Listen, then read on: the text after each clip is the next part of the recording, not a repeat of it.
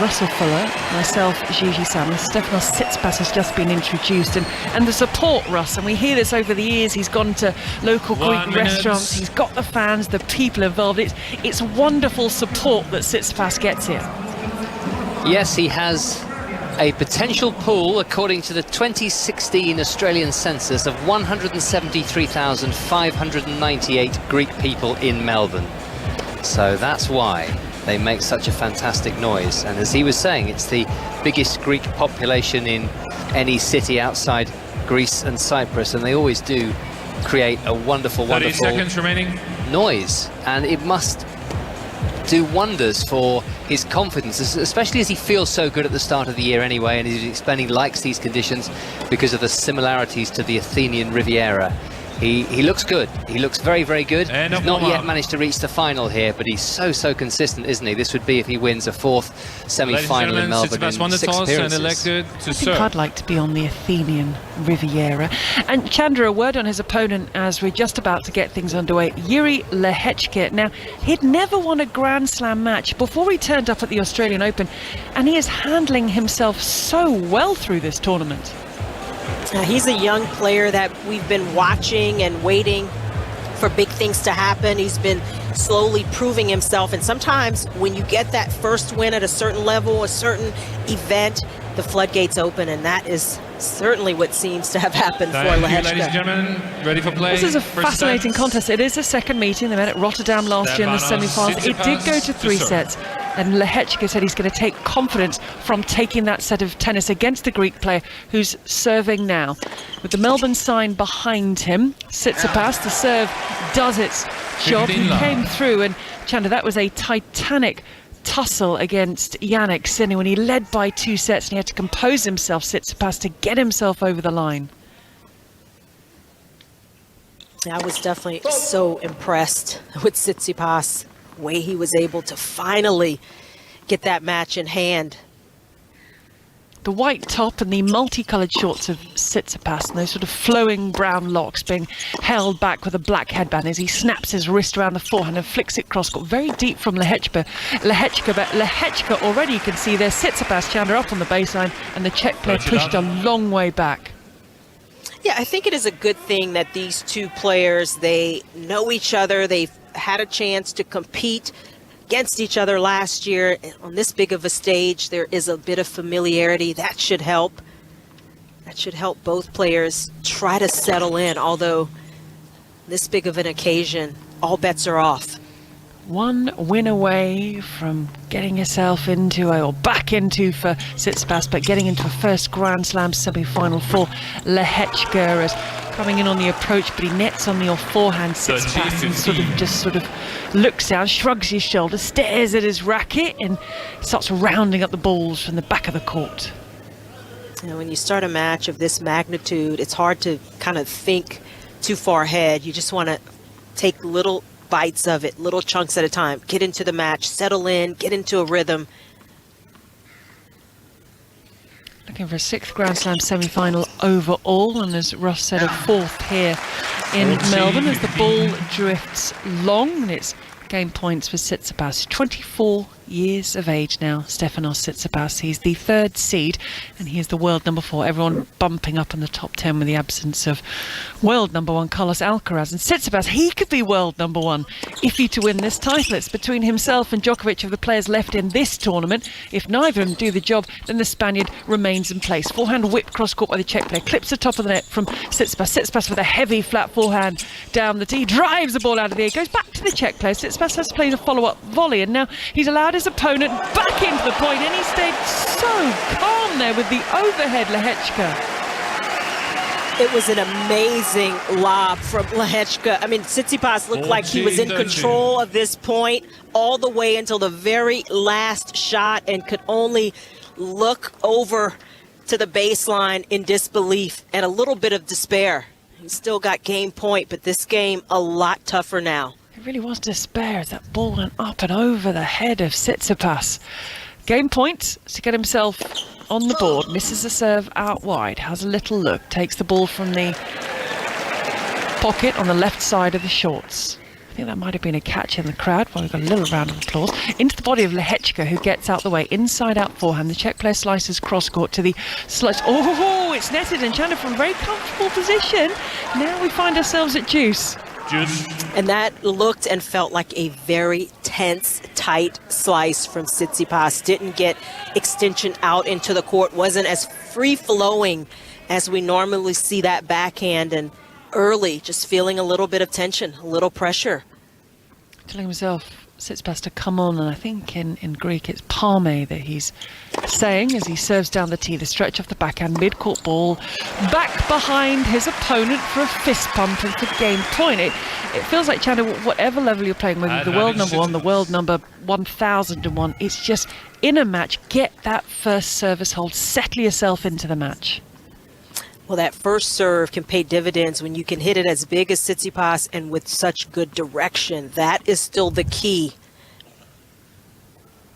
Big guy, big frame, wide shoulders, almost got a swimmer's physique as he lets fly with the backhand, but he's pushed back the depth of the Czech's ground strokes, who now takes over and he's on the attack, and he's pushed Tsitsipas back behind the Melbourne sign, but luckily for him, Lehecka goes wide. There's a fist pump towards the box, and I'm sure there are nerves out there. This is for a place in the Australian Open semi-final, and I'm sure that will just settle a couple of them from Tsitsipas's point of view.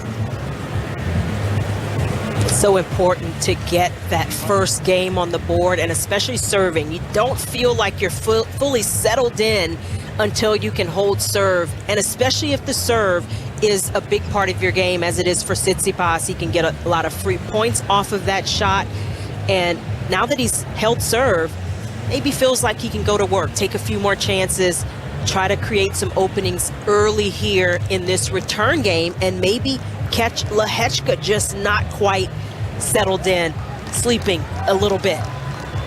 9:15 in the evening, just gone. That's local time in Melbourne, so it's 10:15 here in the UK. You guys have had the rain today, that's cleared up. We've kind of got the grey, kind of mizzly, drizzly stuff over here. The wind predictor, 82% in favour of Tsitsipas.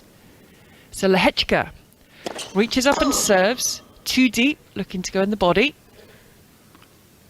Got a yellow collarless top on Lehecka and white shorts, sort of primrose yellow, I would say. Forehand back deep into the court, swung backhand cross court by the Czech player, plays double-handed backhand, but it's deep from Tsitsipas. Tsitsipas sits up that forehand, bounces high, tries to flatten out. He's moving Lehecka from side to side. He draws the area. You heard the squeak of the shoes, and it's love 15. Yeah, one of the strengths of the Tsitsipas game is his ability to play in the mid-court area, to play aggressively, comfortable at the net. He will want to use his entire game in this matchup. Ground strokes, mid-court balls. Lehecka into the net off the first serve, the 21-year-old. 3 inches shorter than Tsitsipas at 6'1", serves that kicks up. Tsitsipas had time to run around and play the forehand, and inside in just snaps that ball down the line. Tsitsipas does just way too much on that, and he's got an opening at love 30. This is where the additional experience of Tsitsipas can come into play. Just this early stage, his understanding of how to manage each area of a match, the ability to get some early opportunities and maybe take advantage. Love 30. Our first view on the monitor of Dad Apostolos, who already looks nervous and fidgety, and we're 7 minutes in, and his son's held serve, and he's got love 30. Lehecka serves out wide. He stretches the play. He then plays the 1-2 punch, the sliding off the backhand side. The lob is up, but it was a straightforward put away in the end for the Czech player to get on the board in game 2. And you can look at Lehecka's face, and you can see him trying to stay focused, to get into the match in this early stage, not really looking around. That first point, crucial. He's still behind here on serve, but he's closed the distance just a bit. 15:30. Lehecka reaches up, serves into the net as he turns around. He takes the ball from the pocket on the left-hand side, leans forward, rocks back, tosses up the ball, serves in the centre. He runs around the backhand. Tsitsipas gets that all wrong, and he hangs his head because that was an opening for the Greek player. Yeah, that was a missed opportunity for Tsitsipas to at least keep a little pressure on Lehecka here, and what a relief for Lehecka to see that ball just float wide. He doesn't have to play the point. He can relax a little bit more even here at 30-all. This is important to try to hold this very first game on serve.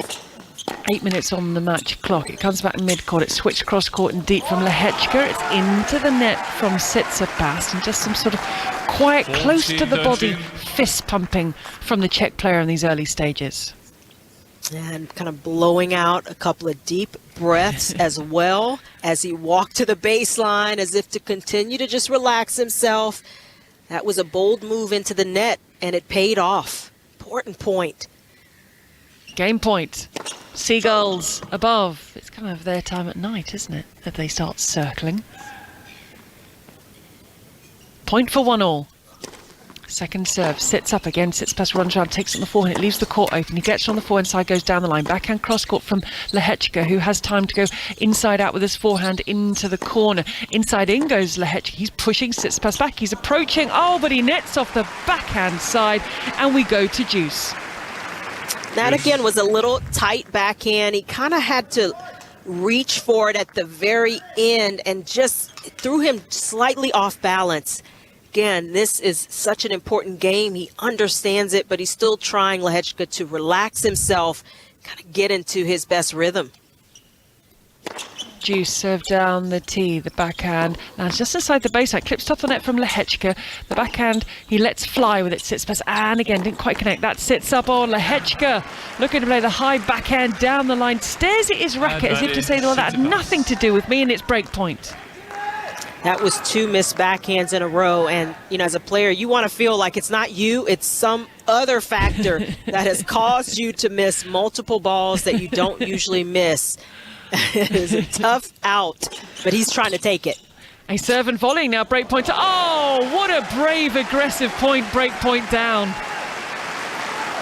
Now he's come in now, Lehecka, a few times in this game, and that time maybe the most important. Took a little more of a chance, took Tsitsipas by surprise to try to get another break point. This is shaping up to be an aggressive match in these early stages. Lovely touch on that backhand volley from Lehecka, who spins the off forehand off his shoelaces. He misses, he stares up at the chair, but you can stare all you like because we have electronic line calling that Jelena Ostapenko has made very clear that she has absolutely no time for. Breakpoint number 2 for Stefanos Tsitsipas. 11 minutes on the clock, coming up to 9:30 in the evening. Ace, there we go, another breakpoint. Saves it under pressure. Chandri's coming up with the goods. It's been incredible, and I hate to say, Gigi, that Jelena Ostapenko was kind of proven right when the system called the ball out that was about 2 feet inside both lines in a mixed doubles earlier today. Oh, wow. Deuce out wide. I do love the honesty of Jelena Ostapenko. She will just say it as it is.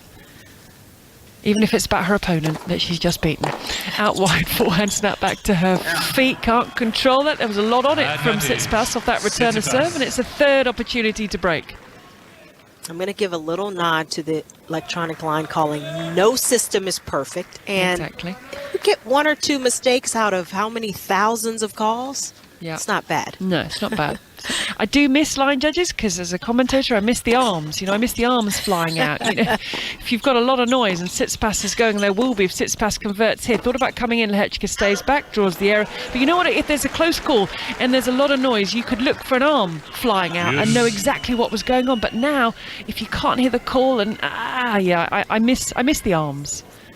That's so true. I mean, it is something that we'll have to get used to, but always grateful that you point out the key things that we need to be watching for. Deuce number 4, serve down the tee. It's cut back, backhand cross court. He comes to the net. Lehecka plays the half volley. Oh, that's going to set up nicely for Tsitsipas, who said, thank you very much. He pummels it down the line, and he has a 4th opportunity to break. And Lehecka knew as soon as this half volley left his racket, it dropped. He was a little slow moving in just in front of the service line, so he had to play it from his shoelaces. Gave so much air for Tsitsipas to get that pass off. How many opportunities is the Greek player going to need? Well, more than 4, because again under pressure, coming up with the goods. This is, I think, a more important game the longer it goes. We are just past 7.5 minutes, this game duration, and for Lehecka, he is fighting to hold on to his serve. Yeah, I hope everyone's settled in for a long evening, or over here in the UK, a long morning, but then he just bunts tamely a double-handed backhand. The errors continue to come off the backhand wing of the Czech player, and now it's a 5th opportunity to get the break. Now when you are playing on this big of a stage in front of legends of the game like Rod Laver, it's nerve-wracking. Can he come up with the goods again? Oof, wasn't far off, looking to serve and volley. Went out wide, back he goes. So maybe the opportunity increases now for Tsitsipas. He runs on, he wants the forehand. He's left the inside in open. He scampers that side, goes back up the line. Backhand cross court from Lehecka. Nice little angle. Lehecka comes forward with the volley. Tsitsipas stretches the ball. Oh, it lands in. Oh, he misses. It was a very difficult low percentage shot from the Czech player. He was made to play the extra ball. And it is 5th time lucky from Stefanos. Tsitsipas, who breaks for 2-love. And I guess that is the key. So often, if you can't hit a winner or you can't hit the shot you want, just put it in a position that makes it difficult for your opponent, and that is exactly what Tsitsipas did. High backhand volley is one of the toughest shots in the game, and that one was driving Lehecka back. So the early break, and now an ace for the Greek player, who feels so at home here in Melbourne. I know in previous years he's gone out and about with his camera, taking lots of photographs, making videos. He doesn't do so many of his vlogs anymore, I think, as his star has risen and he's a little bit busier on court and off court. But I remember when he was first Tsitsipas going to tournaments, he'd do little video blogs of where he was and what was happening, and also loves to take photos and actually is commissioned by people for his photos. The redirection off the backhand misses from Lehecka, and it's 2-love, 30-love. Yeah, Tsitsipas also talked about, taking time to sign autographs for his fans. He devotes time at the end of his day, 30 minutes or so, is these cards that he autographs and sends. So that was kind of a nice moment, him talking about that after his last round. Would you have ever come out with a stack of signed Chanda Rubin cards to hand out? I never had a stack of cards to hand out. I just had regular lined paper. I would have if I had it. It's quite a civilized way of doing it, really. I think it is. Of course, as he holds to 3-love, consolidates the break, but it was so civilized because people just sort of, because people who don't know the Rod Laver Arena, there's the LED screens, the fans are quite high, they just hung their hands over and he walked along, and there was no sort of selfies and bits and pieces or screaming. There was just, he handed a postcard to each person. I mean, I don't know if it's going to catch on. It's a very Tsitsipas thing to do, but I thought it was quite civilized. I thought it was terrific. And, when he was asked about it, and he said, he tries to do that regardless. It's not just for this big stadium and because all eyes are on this event that he's doing it. That's something that he has established as a routine. And I was even more impressed with that. How many players actually think about doing that at the end of every day, devoting that kind of time? Usually you've got to be forced to do it, but for Tsitsipas, it is definitely one of the things that makes him unique, and I think the fans certainly have appreciated it. Yeah, I would agree. I think his last round, I guess as he goes further, he has more, because his last round, he had to get some of the security people to help him hand out the cards, because he either underestimated how many would be needed, or maybe, do you know what I mean? As he goes further, he just brings more. He ran out. I think he ran out at one point, and so he had to get more and kind of replenish. So, yeah, if he continues to go further and further, got to reset on the autograph cards. It's not just resetting in the middle of a match. It's with your autographs as well. I tell you, if he wins this thing, I mean, how many is he going to need? He's going to need a separate bag full of the stuff. Players are ready. Thank you. It's a good problem to have, I think. Yeah, no, it's not a bad one, is it? I can tell you that in the mixed doubles quarter-finals on court 3, Jiri Kravchuk and Neil Skupski, who are the third seeds, have now split sets with Jamie Murray and Taylor Townsend. So we'll let you know how that develops. It'll be the first to 10 in the deciding 10-point tiebreak. Jiri Lehecka, 21 years of age, looking to get himself on the board in this quarterfinal. He's brought in by Tsitsipas, who went for the pass but got that all wrong and did one of those glances down at the strings on his racket. 15. Yeah, Lehecka clearly is just looking to come in, looking to be aggressive, to almost beat Tsitsipas at his own game. But he's got to be strategic about when he comes in, putting himself in the best position, not giving Tsitsipas a good look at a pass above the waist. It's going to be the challenge. Serve down the tee, back through the middle, a high looping inside that forehand, and a moon ball from Tsitsipas, and it gave something different for Lehecka to deal with, and he didn't deal with it. Lehecka is struggling right now to kind of figure out how to stay in points, how to be aggressive-minded, but still stay in points long enough for the point to unfold. It's early stages yet, and certainly the nerves, tension still coming into play. But you can see it on his face right now, trying to figure this out. Yeah, you really can. In he comes again, but he's got lovely touch and feel around the net. Yeah, sometimes, you know, the game can start to go so quickly that you almost have to slow it down a little bit, whether it's in between points, just to settle yourself clear on how you want to play this point, where you want to serve, that first ball you're trying to get.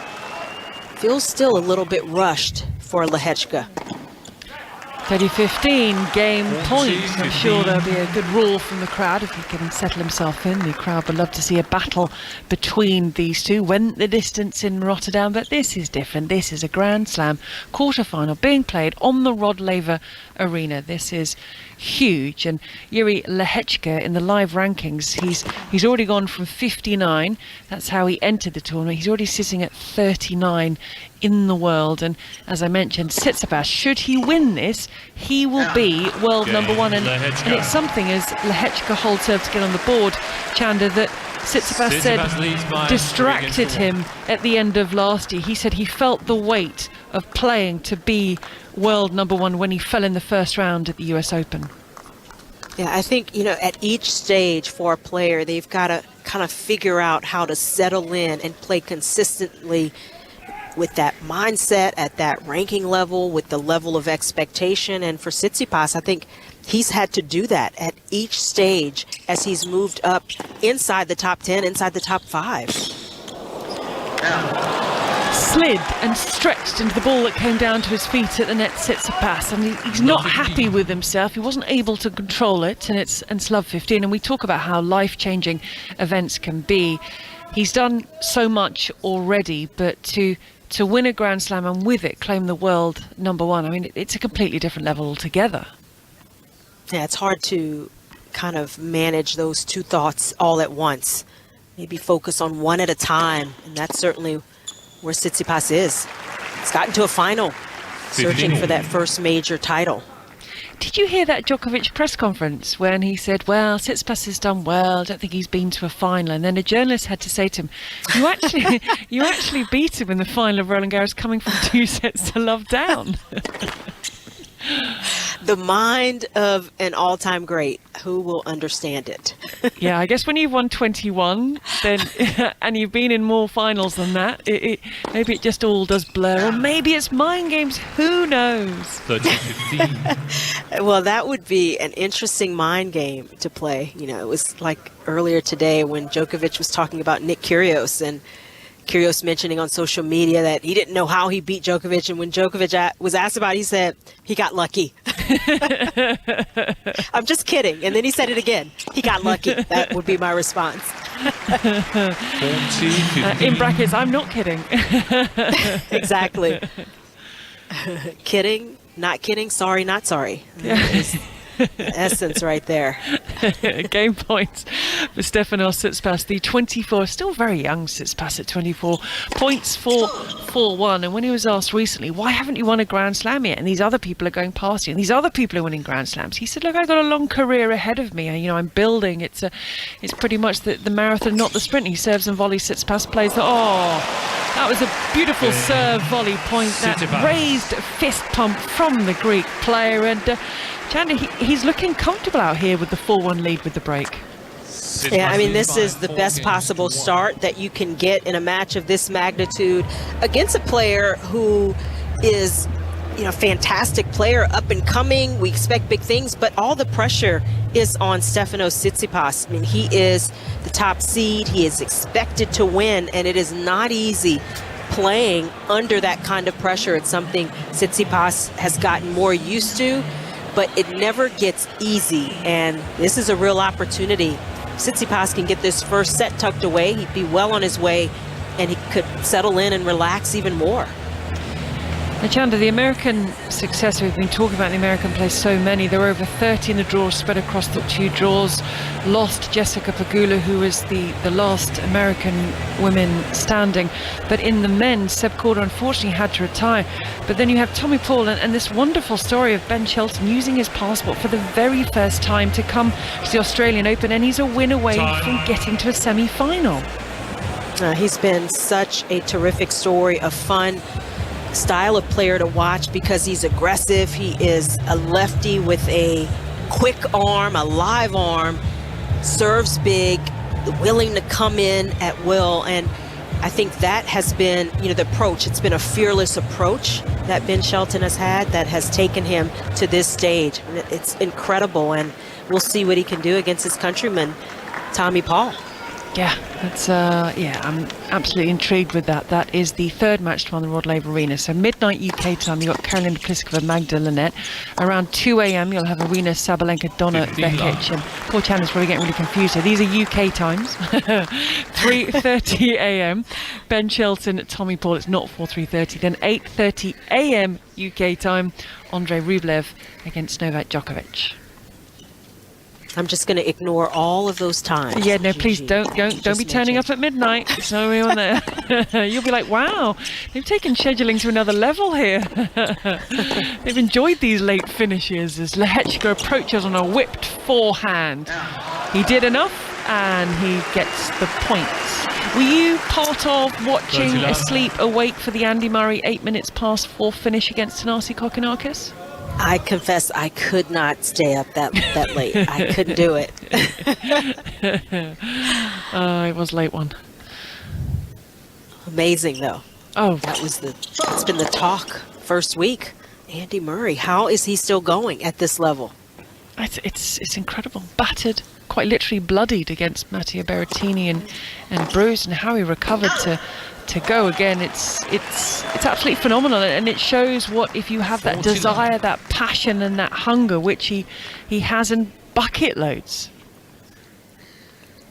I feel like Andy Murray literally gave up a hip to get to #1 in the world, to break apart that big 3 and make it the big 4. And it has just been an incredible career. And his metal one's not doing so badly either. Still playing, he's still competing. The drop shot from Lehecka. Oh, somehow he curved it in. On the stretch, he gets to it. You heard the screech from Tsitsipas, but he couldn't control it as he shot that ball like a bullet across the court. And Lehecka has held serve. He's sort of shining in red with the exertions, this 21-year-old, on a big court, the Rod Laver Arena. But still, Tsitsipas looking comfortable. Hasn't been able to get in yet, has he, Chandra, on the Tsitsipas serve? No, not yet, but you can see Lehecka literally settling into this match. He went over to the side and used his towel to towel off, took a few extra moments, sauntered back to the line, just starting to feel this arena and this moment maybe a little bit more.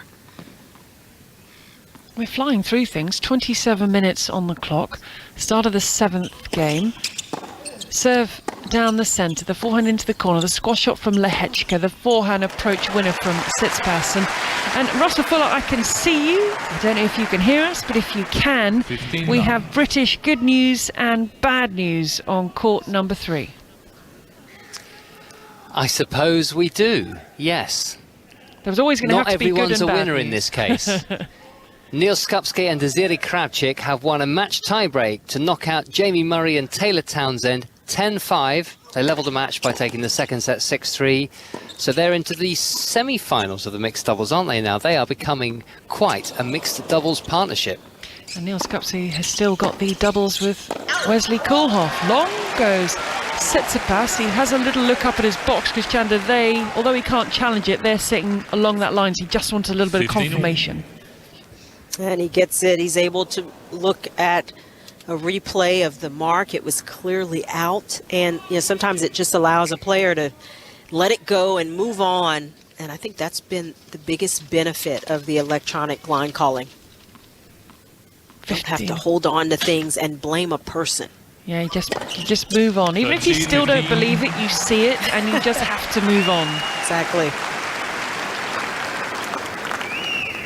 30-15 from Stefanos Tsitsipas, who started the year as part of the Greek team at the United Cup, and he picked up 4 wins against Gregor Dimitrov, David Goffin, who was then injured, couldn't take part in the Australian Open, Borna Coric, who was beaten by Jiri Lehecka, and Matteo Berrettini, who was beaten by Andy Murray in the Australian Open. Wow, those seagulls are ramping things up at 9:44. 30-15. Ooh, the improvisation from Lehecka off the returner serve. But it kind of put him out of court. The ball was pushed deep by Tsitsipas, who drops it short and brings up game points. 40-15. This has been a fun brand of tennis to watch. Lehecka doing everything to not get hit in the face by that serve off the bounce, and it made for a fairly routine volley from Tsitsipas. Although nothing is easy in a match of this magnitude. So much focus still on the face of Tsitsipas. Serve out wide. There we go. A hold the game. 5-2. He edges ahead in this first set. It was the breaker serve that came in the second game. Now, Chanda, we'll be speaking loads about the Netflix curse. 8 players that were featured in the first 6 episodes. Well, 3 of them fell before the tournament even started, and the last one to go is Felix Auger-Aliassime. Have you had a chance to see any of it yet? Do you want to see it? Did you like it? Where are you with it? I actually have not seen any of it, and I started feeling, when I started hearing that conversation about the Netflix curse, I thought, I don't want to be a part of that curse. Maybe if I don't watch it, I can reverse some of it for some of these players. I mean, I probably don't have that kind of power, but that's where I went with it. We'll see. Maybe I'll watch a little. Do you think it's a good thing, because everyone talks about the drive to survive the F1 version, and I've seen a couple of the episodes, and it really is, I think it was described by someone on Tennis Breakfast earlier as tennis for dummies. They're saying things like it's the first of 6 games and you have balls and you have rackets, but do you think it's a good thing to have done and to be doing to try and bring new people in? I think the way to do that is to show the most interesting parts of how this whole tennis game works, not dumbing it down necessarily, but showing what fans would want to see and maybe don't see on an everyday basis, as well as those who are new to the game. I'm not sure if the series was able to do that, but there were things I heard outside of the Netflix series that I was like, man, why didn't they put that in there? And why didn't they put that in there? That would have been interesting. How did I not know about it? And so I think that is the challenge, in a sport like this. But there's so many interesting stories and things that happen that people would never be aware of. I think that's where the interest would lie. Yeah, I was going to agree with you. We know there is so much drama in this sport. If only they knew. Here we go. Jiri Lehecka, 2-5 down. New balls. He's just shown one of his new balls. I was about to say shiny new balls, but they're not. They're covered in fur and fluff. But he showed one to Tsitsipas, who acknowledged it and jumps in and flicks the back end. The ball flies off the strings, and Lehecka is at 15 love. I do feel like new tennis balls do give off a little bit of a glare. There's like a slight shine just because that yellow is very loud. So you're not wrong. Okay, so slightly I'm going to help shiny. you out here. Slightly shiny new ball. 39. Glowing new balls. Oh, wow. Okay, right. Okay, moving on. Chanda, we're going somewhere. Lehecka with his glowing ball reaches up and serves out wide and then discards it. Its light has dimmed, but he has another one. And he serves, and he's 2-5 down. That kicks up. The forehand is high, and it's netted by Lehecka, just having a little mutter up towards his box and a shake of the head. I think it's fair to talk about the ball. I mean, it's almost the color of Lehecka's shirt, although his shirt isn't quite as neon. But we've had some talk about that in years past. Yep. Wearing clothing the same color as the tennis balls. Is it kind of a distraction because the balls blend into the top as Lehecka whips the forehand cross, got deep into the forehand of Tsitsipas. Cross-court, and they are thumping the cover off this ball, but it's Lehecka's forehand that breaks down, and Tsitsipas is now 2 points from the set. 30. I will say that if the ball is blending into the shirt, it is entirely too close to the player hitting it, and so that would be a bad thing as well. So I don't know that it's too much of a distraction with where players have to position themselves. Maybe it's just that they're looking at an awful lot of yellow. Blinded by the shirt as Lehecka moves to gain point. He's having a little mutter. You can tell he's telling himself, come on, you just at least ask him the question here. That's exactly. You want to hold serve, force your opponent to have to serve it out if they're going to win the set. Backhand's in play off the serve, goes back to the backhand of Tsitsipas, who cuts under that backhand, inside out. He's pummeling that backhand. He wants the error off it. Now he switches it to the forehand of Tsitsipas. Tsitsipas on the Melbourne sign goes long, and that is point. And the game, and a couple of members of the Lehecka box are on their feet. The coach is leaning forward because, Chanda, we can now have this. As long as it's not distracting, you are down at the same end. You can exchange some words with your charge. You can. Coaches can let their players know if there's some adjustments they need to make. They have access to data. Maybe the player just wants to vet a little bit. Saw Tsitsipas kind of motion to his box on his side of the court. I think it's been a benefit. Yeah, and it's not distracting because you can't yell down the other side of the court. It's got to be when and to be honest, if the player wants to ignore you, he'd just go to the towel box on the other side of the court. Exactly, and we have seen that as well. Like that. It's normally Tsitsipas doing a good job at ignoring Apostolos. Mark Philippoussis does an amazing job at ignoring Apostolos in the box. I mean, they're chalk and cheese as characters. It's so funny sometimes to watch the box and just to see, especially when players are going through a little adversity, how are they responding? They trying to chime in at all. Philippoussis says nothing. Apostolos just, it's like a monologue, isn't it? For the moment he takes his seat, and his son now, ooh, double faults. 30-15. Don't think he'll be too worried. No, I think, Tsitsipas still obviously in a good position, but clearly this first set is important to just establish himself, to take advantage of his position. He's got more experience, Tsitsipas does. He's been in control this entire first set. Wants to have something to show for it.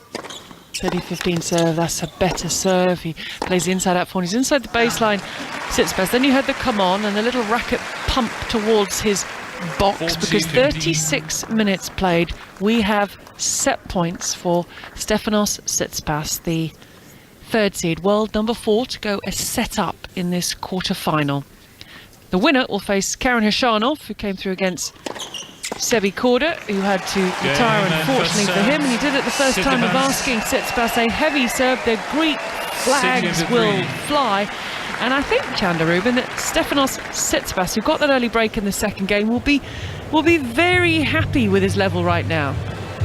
It's always gratifying when you get that early break and when you can make use of it, hold serve, and make your opponent have to play from behind. And Tsitsipas, he was able to do that the entire first set. And you add to it his more inexperienced opponent, and Tsitsipas really showing his class, showing why he's been at the top of the game for so many years now. The voice of former world number 6 semi-finalist here in the singles, won the doubles, Chanda Rubin, who's joining us on Tennis Breakfast as we cover the night session with the time now 10:53. Welcome to Tennis Breakfast, live from Melbourne on 5 Sports Extra. While you were fast asleep, Wimbledon champion Elena Rybakina was booking her place in the semi-finals with a straight set 6-2, 6-4 victory over Yelena Ostapenko, followed by Karen Khachanov, the 18th seed. Back-to-back Grand Slam semi-finals for him now, reaching the last 4 at the US Open. Seb Korda, wrist injury, couldn't continue, had to retire. Jessica Pegula didn't look herself, but Victoria Azarenka, it was vintage stuff from the two-time champion. 6-4, 6-1 for Azarenka to book her place back in her 3rd Australian Open semi-final. From a British point of view, wins today for Gordon Reid and Alfie Hewitt. They'll face off in the singles of the quarterfinals, but disappointment for Lucy Schuker and Andy Lapthorne. We've just heard that Jamie Murray and Taylor Townsend have fallen to Desiree Kravchuk and Neil Skupski in the quarterfinals of the mixed doubles. So you're up to date with everything that's been going on. The Greek flags are flying, the players are just about ready, so our commentary can continue here on Tennis Breakfast. Chanda Rubin now alongside correspondent Russell Fuller. Thank you, Gigi. Nice work from Stefanos Tsitsipas in that first set then. 6 games to 3. Very businesslike. Certainly doesn't want to be dragged into 5 sets like he was in the previous round. Forehand winner there from Jiri Lehecka. He's pumping his fist. He starts the set very well indeed and moves to 15 love. And I think even more importantly, Tsitsipas not wanting to play from behind in a match of this magnitude. Off to a good start with that first set tucked away. That's a bit of a wild forehand from Tsitsipas. That's important for Lehecka to try to get off to a better start in this set. Establish himself early, not get down the early break, and just keep some pressure in terms of the scoreline.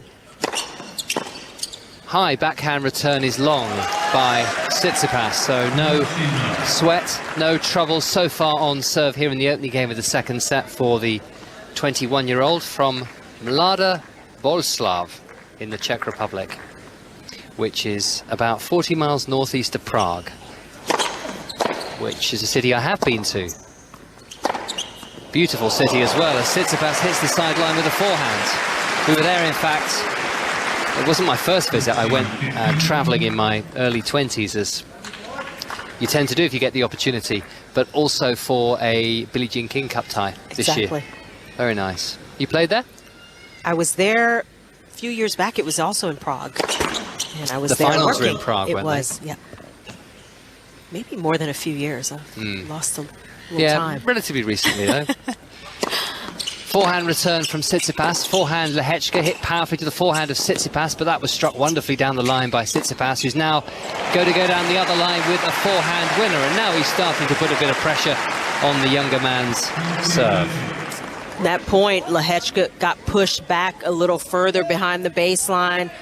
His shot set up just enough, and Tsitsipas able to take control, able to open up the court and then use that inside-in forehand.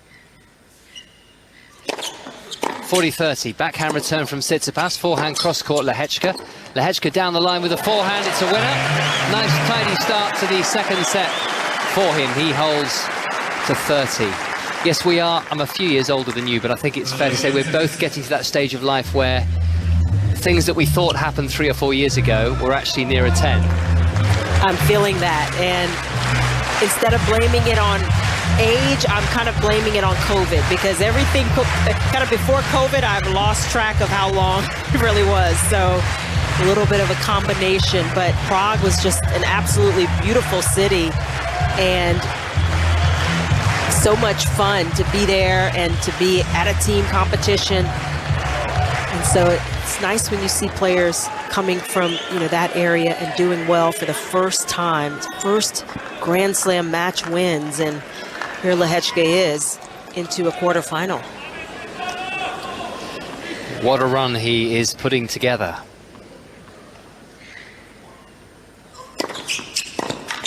It's Stefanos Tsitsipas serving from in front of us here in the commentary box on the Rod Laver Arena on BBC Sounds. It's the 5 Live tennis team bringing you day 9 of the Australian Open. First point there to Tsitsipas, who won his first 3 matches in straight sets, and then Yannick Sinner had to be disposed of 6-3 in the decider. There's some forehand winner. Service return by Lehecka. And it was off of a good first serve from Tsitsipas. Not his quickest, but pretty well placed. But Lehecka read the play and took one step, kind of angled at the ball and able to redirect it, taking Tsitsipas by surprise. 15-all, short return from Lehecka, and a fairly wild forehand there by Tsitsipas. He pushed that a long way wide as he came a long way inside the baseline. Now we see Mark Philippoussis just nodding a little bit, giving Tsitsipas some positive encouragement. This is another pressure moment for Tsitsipas here to start this second set. Doesn't want to lose the momentum of getting that first set under his belt by dropping serve here. 15-30 down the tee, good return by Lehecka. Excellent forehand cross score. Onto that as quick as a flash, Tsitsipas, and put the point beyond doubt. That's always what you want to see from your player, is making an adjustment. Tsitsipas missed that last forehand, just pulled off of it. That one got his body weight in position. No mistake about it. Fold. 30-all. Second serve now for Stefanos Tsitsipas, still a very young man himself at just 24. The forehand return by Lehecka. Tsitsipas taking the backhand early. Cross-court with the backhand goes Tsitsipas. Another backhand from the Greek. Lehecka hits the forehand to that single-handed backhand of Tsitsipas, which he works cross-court. Backhand cross-court from Tsitsipas. Lehecka into the net with the backhand. Tsitsipas was almost daring Lehecka to go up the line into that open court. Kept taking the one-handed backhand, primarily cross-court. One ball in the middle of that rally was more up the middle. Lehecka didn't pull the trigger. Missed it when he chose to do so. Game point Tsitsipas. Slice backhand return from Lehecka. Tsitsipas swinging the cross-court forehand. Having to play another forehand here. And now the backhand volley. Nicely done. Good defense from Lehecka, but Tsitsipas's court coverage was spot on, and he's held on to his serve very comfortably in the end. And that sneak in play will always be a favorite. Tsitsipas short hopping the ball from Lehecka off the baseline, and when Lehecka put his head down to hit what he thought was a neutral backhand, Tsitsipas was at the net on top of it. Nothing Lehecka could do. That is a real veteran play from the Greek.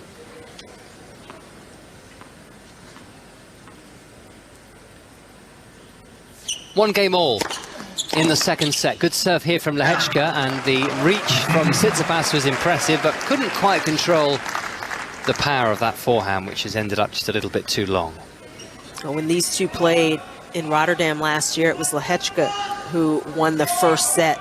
So Tsitsipas very keen when that first set started to start from ahead, to get the first set if he could.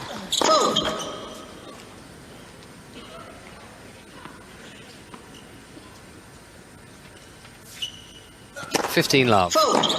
Double fault from Lehecka. There was no chance that Tsitsipas was not going to be ready to start this match when you consider the battle they had, the one and only time they played at tour level. And that is the start that Tsitsipas has gotten, and trying to look for more break opportunities here. Forehand return from Tsitsipas onto the forehand of Lehecka. Lehecka's now got a very, very short ball, and he makes no mistake. The biggest danger there was perhaps colliding with the net as he put a forehand away. It's not easy to hit those balls when you get so much closer to the net and you're still trying to get under it and generate pace and drive through it. Lehecka very careful in extending out into the court to get that point and maintain his lead. 30-15, forehand reply from Tsitsipas, backhand Tsitsipas, forehand Lehecka. Just a little bit too long. You can really see Lehecka focusing on trying to get consistent depth, not wanting Tsitsipas to see anything short where he can move in and attack, and that one, Lehecka just pulled a little bit long. So 30 all. Good serve down the middle from Lehecka. The high blocked backhand return in play from Tsitsipas, and the volley is gorgeous. Lehecka stealing forward and just caresses that cross-court backhand volley, and it's a winner. We're seeing both of these players trying to grab superior positioning, and Lehecka immediately after hitting this forehand was moving forward, knew he was going to get something a little higher, and he took advantage of it at the net. Very elegantly done. And he was serving and volleying on that serve. To get to redo the first serve. Will he attack again? 40-30. Game point Lehecka. Fault. A very clear call from our pre-recorded voice. Backhand return Tsitsipas. Lehecka with the forehand. The forehand from Tsitsipas. Another forehand from Tsitsipas onto Lehecka's forehand, and it's long, so we're going to juice in this third game of the second set. Tsitsipas has won the first by 6-3. You could see Lehecka trying to generate extra pace on that forehand and just got a bit out of control.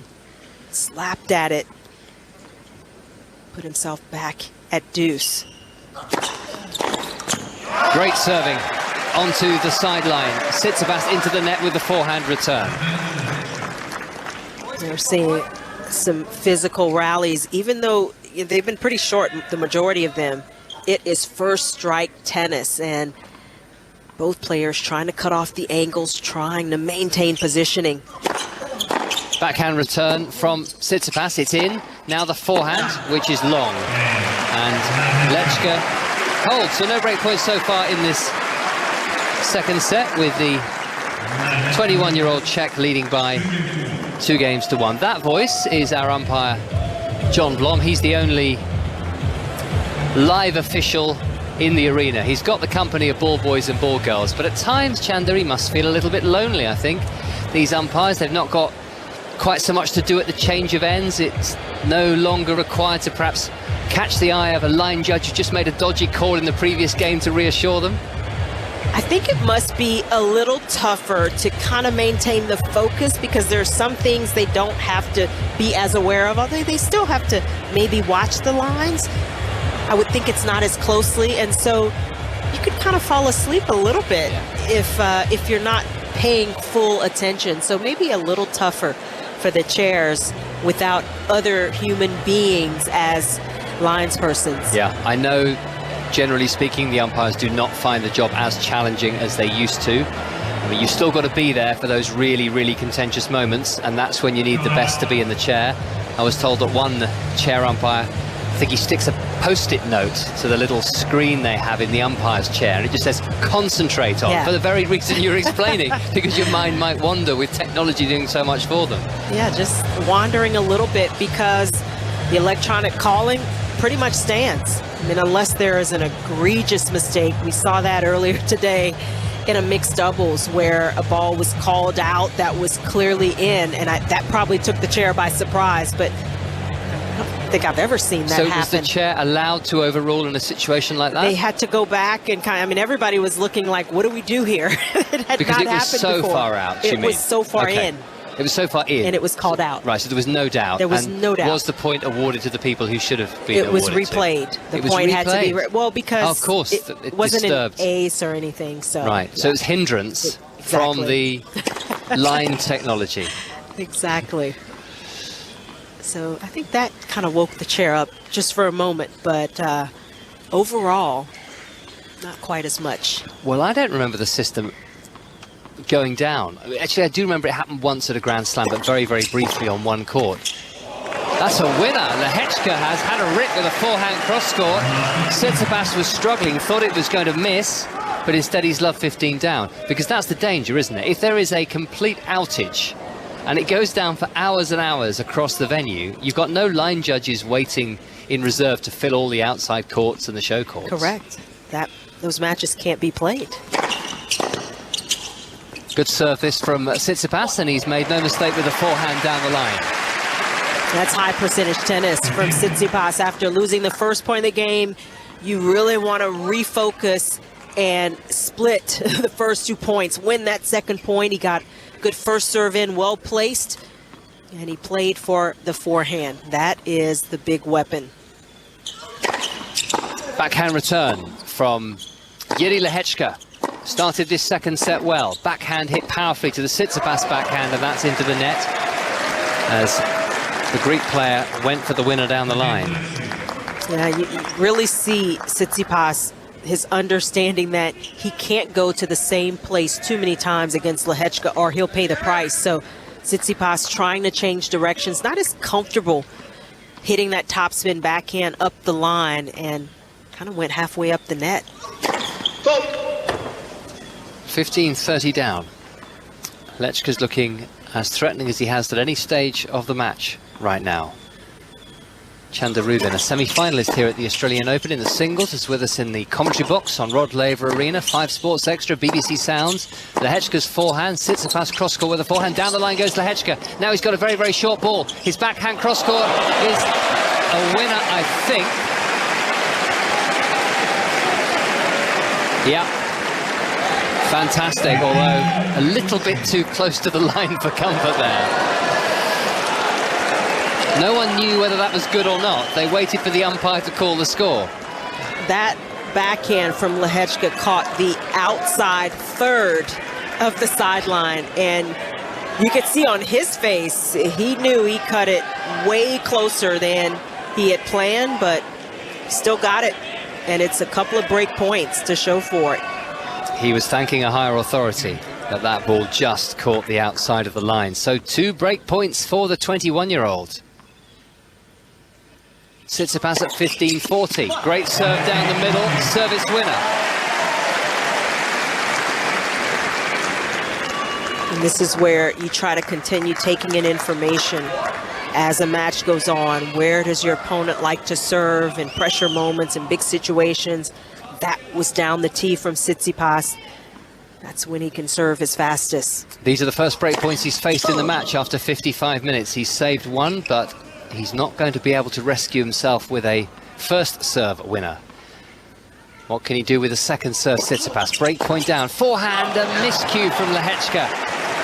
He went for it. Lehecka had a forehand that sat up just enough, but pressure moments, that shot becomes a little more difficult trying to hit it inside in, and he just mishit it.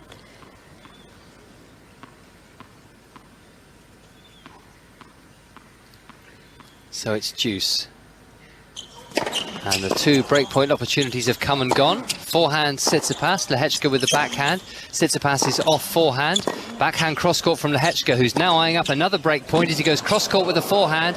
Here's the lob from Tsitsipas. Deep. Bounce smash Lehecka, shank from Tsitsipas. Lehecka's watching this very carefully. It very nearly landed in. It was just a little bit wide. 3 or 4 feet the other way, and that might have hit the baseline. I mean, this was impressive from Lehecka because he had to steady himself, not panic in the middle of this point. It was a very high lob from Tsitsipas, and he handled it like a real veteran. Tsitsipas tried to go topspin on the second shot off the overhead, and just too much power to handle. A little bit long and a little bit wide, having studied the replay, but certainly Lehecka would have had his heart in his mouth for a while. Breakpoint number 3, forehand hit cross-court by Lehecka and into the net by the Czech player. Another opportunity goes. That ball seemed to sit on top of the net for just a second or so, and when Tsitsipas saw it fall back onto Lehecka's side, he gave a fist pump. I mean, that was huge.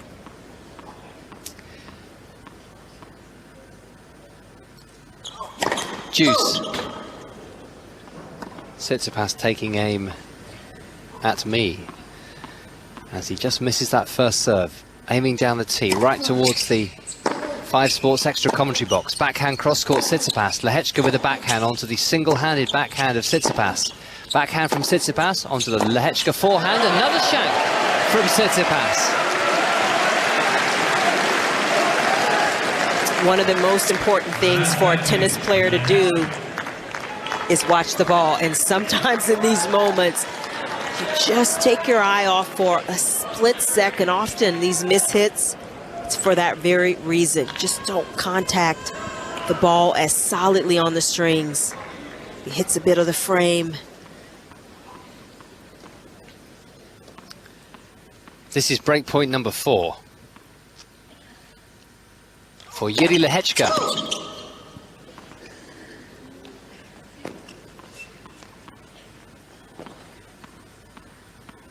Part of the Czech team at the United Cup. Backhand return as Tsitsipas serves and volleys, and maybe just the intention slightly distracted Lehecka, who didn't strike that backhand service return cleanly. This was a brave play from Tsitsipas. He got a lot of kick on that serve, and it drove Lehecka just a bit further back in the court, and Tsitsipas so quick up to the net. Had that ball gone over, he could have been hitting it almost on top of the net. Juiced for a third time then. Tsitsipas has saved 4 break points. Backhand return from Lehecka. Another backhand from him onto the forehand of Tsitsipas. That's whipped down the line. Now Lehecka's got Tsitsipas on the move, and he's finished the point in style with an authoritative forehand down the line winner. Lehecka playing so quick, getting into position behind those shots, not hesitating. And it just seemed like Tsitsipas had so little time to react in that rally, and in the end, a clean forehand winner from Lehecka. This is one of the reasons he has been quickly moving up the ranks.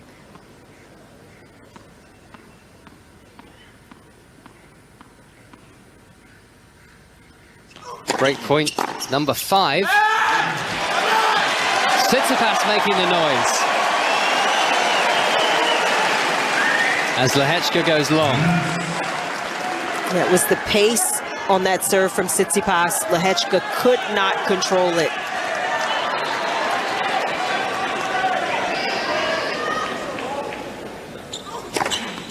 Forehand return, wide by Lehecka. That was a good serve by Tsitsipas. An hour on the clock now. Finally a chance to close out this game after a run of break points, 5 against him.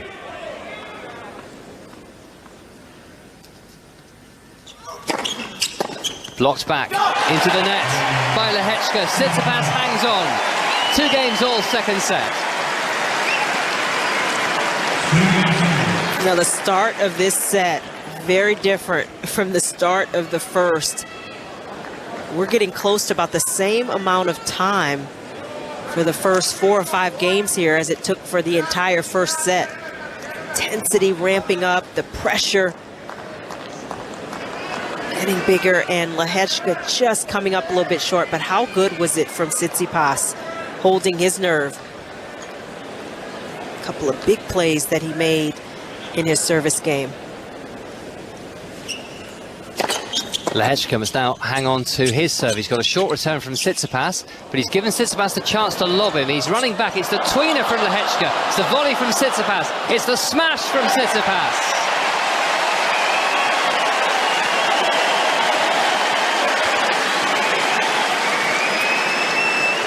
The tweener is a very dramatic play, but it's not often that players win those points. And Lehecka, he had a pretty decent play. He actually had to slow down to hit the tweener, and Tsitsipas was ready for it. Big first point here. The crowd love it, don't they? But you're right, it doesn't very often have the desired result.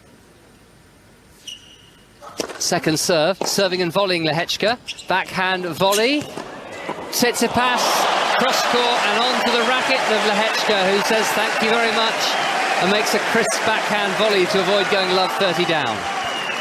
That was another bold play from Lehecka, holding his ground up there at the net. It looked like Tsitsipas had a good play on the topspin backhand, but he needs Tsitsipas just a little bit of time, and it sort of telegraphed it to Lehecka, who covered it perfectly. 15 all. Good serve. Just back in play by Tsitsipas, and the off forehand. Sprinting into the net by Jiri Lehecka. This is a fantastic game after having those break opportunities, the disappointment of not capitalizing. Lehecka getting right back to business, maintaining his focus here. You would think he needs to make this count because he's the better player in the match at the moment, but he doesn't have a break to show for it just yet. And he's up against a super experienced player who won more tour matches last year than anybody else. Double fault. They don't go away, players like this, and suddenly, having seen 5 break points saved, Lehecka has got plenty to think about at 2 all, 30 all.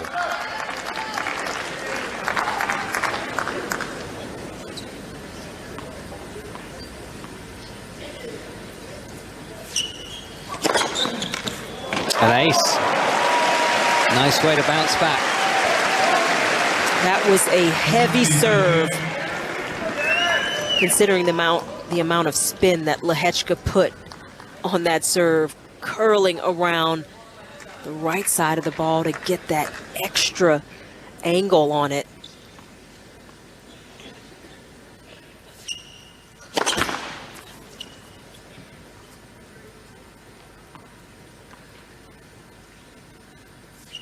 Game point, Lehecka. Backhand reply, wide from Tsitsipas. Lehecka holds the 3-2.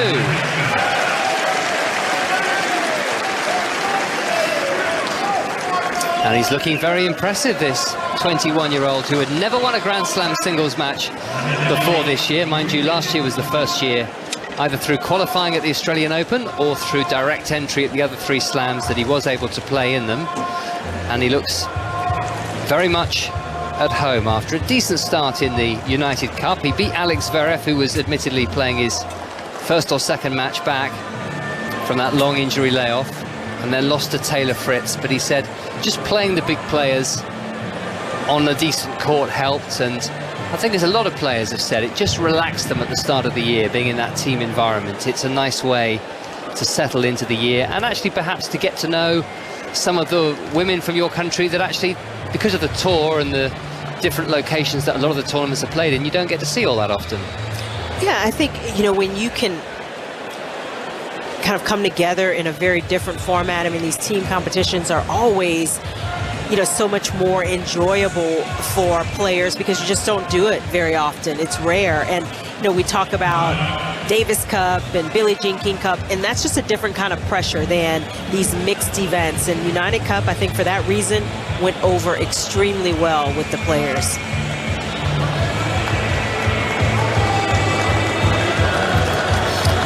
Well, it's here to stay. The players enjoyed it, and I think it was a success given the short notice the organisers had to put it on. And I'm not alone in thinking I'd love to see an event like that in, say, September, when it actually was the #1 priority for the players, rather than preparing for the Australian Open and inevitably pulling out of matches if they felt that they were nursing a little bit of an injury. Good start to this service game by Tsitsipas. 15 love. But tennis politics does not allow that to happen, at least yet. A proper mixed team World Cup that over time became a really, really big deal. The sort of event that journalists and commentators felt they had to be at. Backhand cross-court from Tsitsipas, returned by Lehecka, who's now going cross-court with a forehand and long. Do you know what I mean, though? I mean, those weeks on the calendar are so hard to come by. There are so many established events, and it becomes tough to kind of slide something in, especially at certain times of the year. I mean, it'll be interesting to see if they can kind of work on the timing of it, but I don't know how much more they could do with that.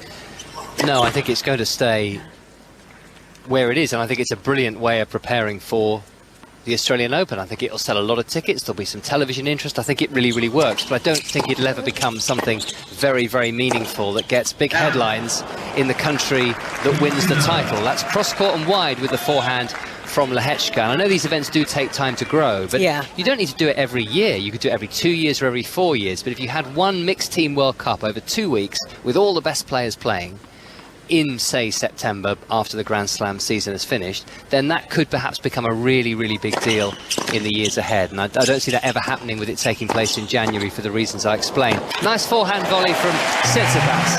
He takes the game comfortably, 3 games all. I like the way you're thinking, though. I mean, that's definitely an interesting concept. I hadn't thought of it that way in terms of, you know, elevating the stature of the event. It's so much more interesting when men and women are playing together side by side, a la the majors. Those are our biggest events of the year. And so that would be another interesting concept.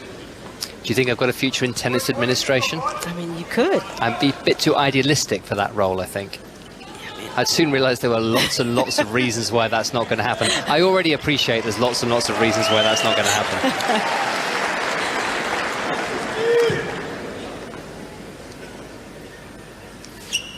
Not easy to schedule all these tournaments in the calendar. Lehecka is being forced back. A very good lob that by Tsitsipas. Lehecka with the forehand, Tsitsipas with the forehand. Lehecka with the backhand. Tsitsipas will hit his forehand. First point of the latest Jiri Lehecka service game. Forehand from the Czech. Backhand cross-court from the Greek. Tsitsipas slices his backhand. The forehand from Lehecka. Tsitsipas on the defence again. Another lob. This one's pretty decent as well. A bounce smash from Lehecka. Really well played. Did not lose his nerve and made sure he won the points he always looked like winning. Yeah, Lehecka took his time developing that point. 17 shots that last rally. He kept picking on the Tsitsipas backhand until he could get something a little shorter that he could hit and attack. And that overhead, he has been pretty solid above the shoulders. 3-all, 15 love.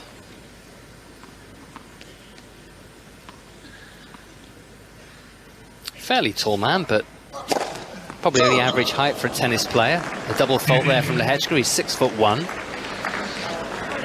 A male tennis player, that is. And we're talking about scheduling and the difficulties. One suggestion for trying to finish the matches quicker here is to start the evening session at 6 o'clock. It seems very, very logical, but one problem you run into is that Channel 7 have their nightly news at 6 p.m. and they would not want to move it. So it's all these everyday realities that tournament directors are dealing with, which certainly do complicate their roles. Backhand long by Tsitsipas. They may want to do something, but there are quite a lot of reasons, often dictated to by television, who pay serious amounts of money, why they can't actually do what they may want to do.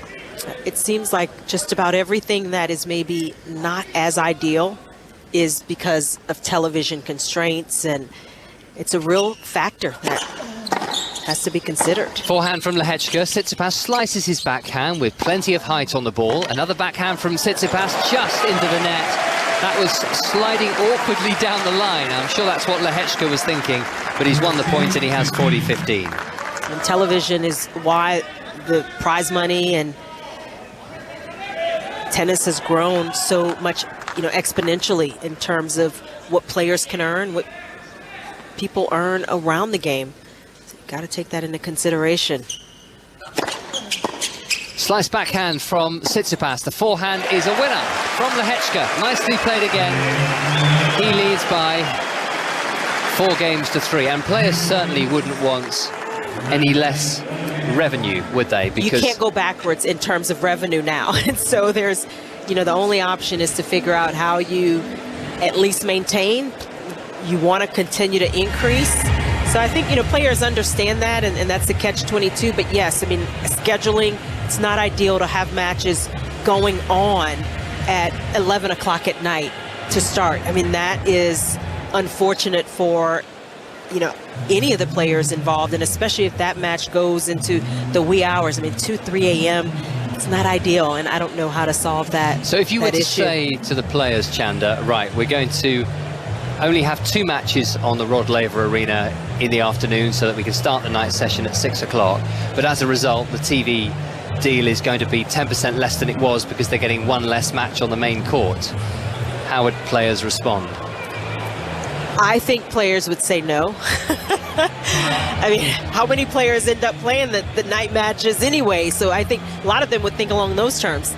I'm not normally involved with it. I don't want less prize money, and so collectively, I don't think that would you would go in that direction, unfortunately or not.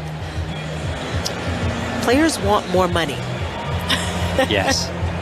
They Very, want to very spend true. less and make more. I don't know if spending less is going to happen, so making more is the better option. Yeah.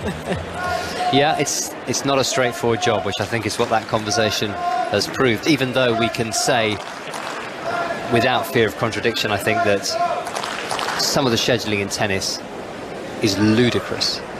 Yeah, it would seem crazy to someone not well versed in this universe, this tennis universe. Yeah. That's it. As I was saying to Steve Crossman on 5 Live Sport on Sunday when I was doing an update, and it was the Victoria Azarenka Zhu Lin match. That was Lehecka putting a service return into the net. First point to Tsitsipas as he serves at 3-4. And he came over to me at 1:45 in the morning or whatever it was. It was, please tell me this is not normal, because it feels very normal to me. Tsitsipas coming into the net, a deep backhand volley, and he moves to 30-love. I mean, I think you could possibly make an adjustment and say, okay, if a match, first match, goes past 10 o'clock, that second match gets moved onto another show court and at least can go on around 10. Maybe that's a cutoff. Which works in the first week when there are lots of people on the grounds, but if that happens in the second week, You don't have much of a crowd. there's probably for no that one other else there, match, because yeah. right now there's this and one wheelchair match. They're the only matches in progress, and so there just wouldn't be a crowd to watch it, which wouldn't be great fun for a Grand Slam quarter-final, say. Backhand down the line winner from Lehecka. I think that would be a question to put to players, though, to say, would you prefer this with that as a possibility? And Yeah, then you've got to get the players to agree, and then if the female players agree, you've got to get the male players to agree with the female players. that's a whole another issue, is collective agreement. Ace. Tsitsipas, 2 game points for 4-all. He's won the first by 6 games to 3. You never fancied it, an administrative role, or might you fancy it in the future, I Chanda? had never even thought of it.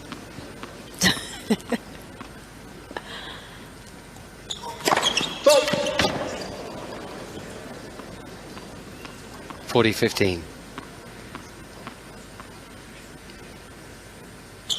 Second serve, Tsitsipas into the body of Lehecka. He returns very well, and Tsitsipas is netted on the backhand. And the play of both of these players has kept the other just a little on edge still, and every point is sort of high pressure, and you really felt it there from Tsitsipas. He's got a little breathing room with another game point.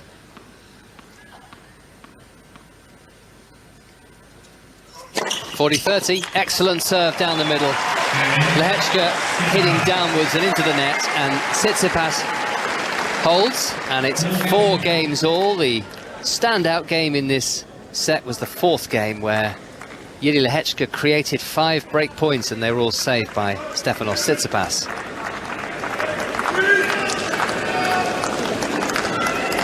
This is where things start to ramp up just a bit. 4-all, nobody has blinked yet in this set. Can they both maintain that focus, point in and point out? 4 games all. A blocked backhand return by Tsitsipas. A backhand onto the backhand of Lehecka. Tsitsipas with the backhand. Lehecka's backhand. Tsitsipas to the forehand of the Czech player. Now Lehecka hits a backhand cross-court. Tsitsipas works him into his backhand corner, and that's long Tsitsipas as he tries to rifle that one down the line, and he is ruining a missed opportunity there. Yeah, that forehand, Tsitsipas working to get around, take it as a forehand, trying to go up the line, inside in. Needed extra height over the high part of the net. Just didn't have enough spin to bring it down.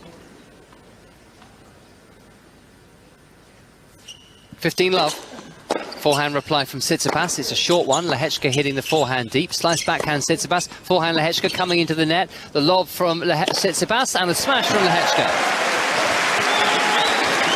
And really, that's been the play from Lehecka, trying to get in and pressure the Tsitsipas backhand.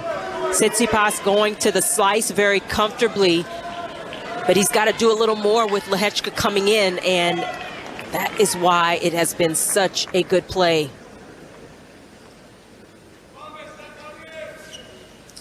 Lehecka playing on through the shout from the crowd. He's hit a lovely forehand down the line, and he's gliding to 40 love. I mean, that was a sick forehand from Lehecka. I mean, he made it look simple, but full speed coming out of the serve. This was big hit from Tsitsipas, and he just rifles it back at him up the line. I like it. You call that a sick forehand. Channeling your inner teenager. I love it. Cameron Norrie uses that word quite a lot as well, actually. Oh, I didn't know that. Yeah, he likes that. He was playing absolutely sick, he might say, after he's lost a match to somebody. There was some sick play. Serving and volleying Lehecka. He's got to play a very tricky half volley, and it's landed in the net. Now, when you're coming in and you're playing that kind of aggressive tennis, you accept that you're going to lose some of those points. It is just the cost of doing business. You've got to keep making those moves. Lehecka still in good position here. Backhand return from Tsitsipas. Lehecka's backhand cross-court. Backhand cross-court from Lehecka to the backhand cross-court of Tsitsipas. Now Tsitsipas misses a forehand. And it's 5 games to 4 for Lehecka. And I take it you're enjoying the serve volleying that we're seeing from time to time. I like that mixing it up. And, you know, we see so often players just comfortable from the baseline, trying to weave their points and outmaneuver the other. But these two, this is rapid fire, quick draw tennis, and it's fun to watch. It is, yeah. An hour and 19 minutes on the clock. See, this sort of tennis does ease scheduling headaches, because if they play 5 sets, it'll probably be done in 3.5 hours, 3 hours, 45 minutes, which I think is plenty for a 5-set tennis match, for any tennis match. For any tennis match. Yeah, definitely. I mean, I loved the drama of Andy Murray the other night. Absolutely, and I've sat through some amazing matches at Grand Slam level, but if we get serious for a moment and we look to the future, it doesn't need to go on for 5 hours and 45 minutes, does it? Now, it depends on the game styles of the players. Right. It depends on the temperature, it depends on the balls, it depends on the speed of the course, but tennis can do stuff to try and help. Right, and I think that's a big difference from how tennis may have been played 30 or 40 years ago to now. I mean, you've got longer rallies from the ground, even on grass, which would have been unheard of, you know, some decades ago. Yeah. So it's a lot more extended.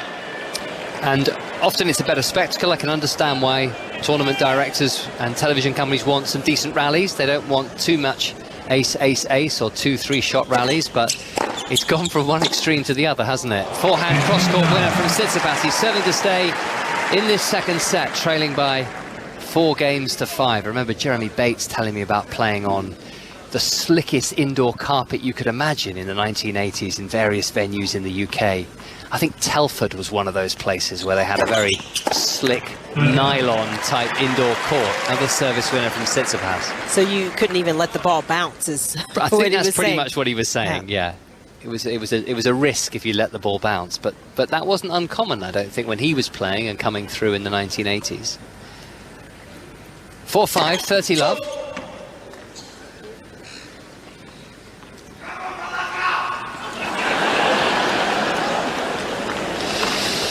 Second serve from Tsitsipas. Not sure who that guy was supporting. Forehand from Lehecka. He's just stepping inside the baseline. And there's a shank from Tsitsipas on the forehand. You can see the effort Lehecka is putting into rushing Tsitsipas off of both sides. He is taking the ball early, trying to get pace and depth, and that one again, just a little too quick for Tsitsipas to get fully behind.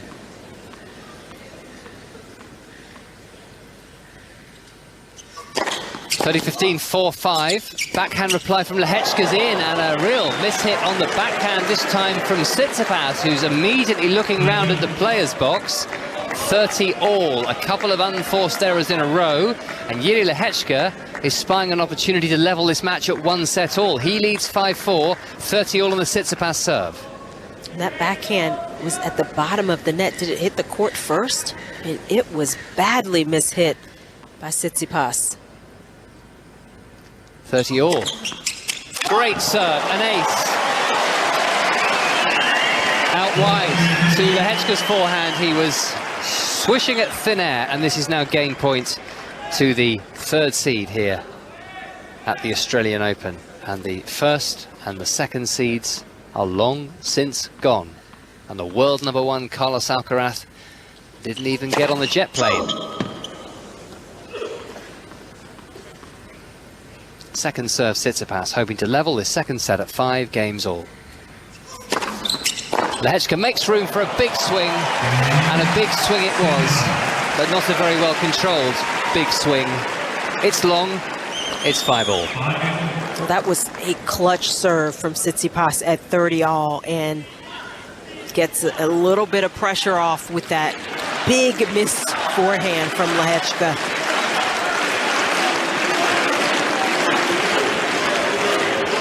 This crowd, the stadium is packed. You could feel the tension this moment here.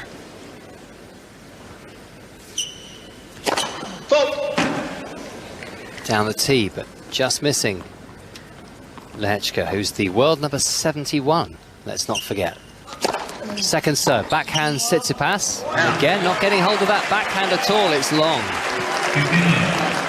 That serve from Lehecka had just a bit more kick on it. Got up well above the shoulders of Tsitsipas.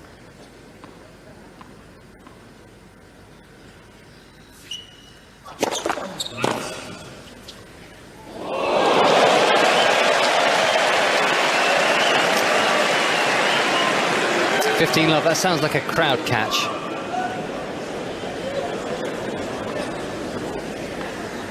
Or was it a ball boy catch? I missed that.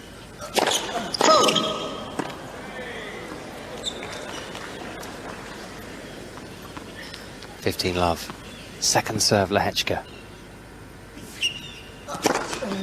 Forehand from Tsitsipas makes room for himself, a long way behind the baseline. That's a nicely directed off forehand by Tsitsipas. Lehecka is very much in this rally though, and the errors come on the forehand side this time from Tsitsipas, who goes wide with that forehand cross-court. Tsitsipas has missed a few forehands here in the last 2 or 3 games. That one, he had a good look at it. He wasn't rushed, just the tension of the moment, pulling it wide. Jiri tells me that Jiri Lehecka stopped the ball dead on his racket, showing wonderful ball control, and hence the round of applause. Into the net with the forehand, Tsitsipas, and this is 40 love Lehecka.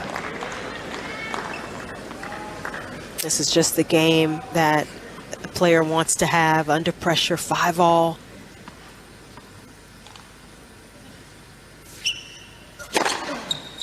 Ace. What a fabulous serving performance in this set from Jiri Lehecka. He's held 6 times out of 6. And he only has lost 3 points on his first serve in the entire set. 9 points in total in 6 service games. Can he break Tsitsipas now? He's had those 5 opportunities all in one game, the 4th game of the set, but they were all saved by Tsitsipas, and this is his moment, isn't it, really? I'm not saying he can't come back from 2 sets to love down, but it would be very tough. It would be some effort for a 21-year-old, 71 in the world, against a man like Tsitsipas with his ranking and his Australian Open record. Yeah, this second set becomes so much more valuable for Lehecka to play from a more even ground. And he has played terrific tennis. He's put himself in good position. Serving first here, it's Tsitsipas, who's constantly been under pressure to hold. And in this case, the last game and this one as well, he's got to hold to stay in the set. So that additional pressure is maybe something Lehecka can work with. He did pressure Tsitsipas that last game, getting to 30 all. Can he create a little more magic here? Tsitsipas, though, it's been impressive when his back has been up against the wall. Jiri Lehecka just talking to himself before he leaps up off the chair. Maybe a Czech version of Vamos. 17 minutes to 11. Final match of the day on the Rod Laver Arena. There may be a few people on court 14 as well, watching the final set of a wheelchair match between Ramfadi and Shaw. But other than that, there's no tennis to be seen at Melbourne Park tonight. Forehand cross-court wide from Lehecka. Semi-finalist at Rotterdam last year as a qualifier. That was his best result on tour, losing, as we were explaining, to Stefanos Tsitsipas after taking the first set. And also a runner-up at the Next Gen event for those 21 and under, lost to Brandon Nakashima, who had beaten Jack Draper in the semi-finals. Into the net with the backhand, Lehecka. And you can see the disappointment in his shoulders there. He had his back to us. They slumped slightly after he missed that opportunity. Tsitsipas getting another good start to this service game. A couple of deep serves. 5-6-30 love. Ace. Heading Chandler's way in the commentary box. I almost forgot for a minute there was a window separating us, and I kind of flinched a little bit. Yeah, it does take a while to stop flinching. I'm not flinching anymore, but the first couple of days after a year away, and absolutely, it's just instinctive, isn't it? It's travelling at quite a rate. 40 love. It looks like a tie-break here in this second set. Tsitsipas trying to go down the tee, missing. His second serve, backhand reply from Lehecka. Forehand just long. Tsitsipas thought he'd made that, and he thought it was time for a tie-break. Now that's the shot that Tsitsipas has kind of lost some of the feel on, that forehand cross court. That time he was more in the middle of the court, trying to go cross, and just beyond the edge of that baseline.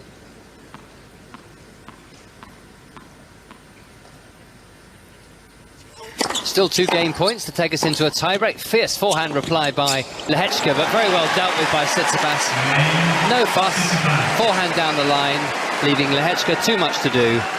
And it's tiebreak time, Chanda Rubin. Well, that's part of the pattern of going out wide with the serve on that deuce side. You want something to come back up the middle of the court. You want to be able to take a forehand. Tsitsipas did it perfectly, holding his nerve. So the second set now comes down to this tie break.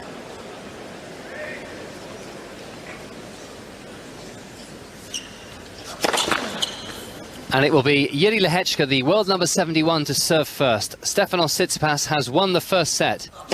If you just joined us, by 6 games to 3.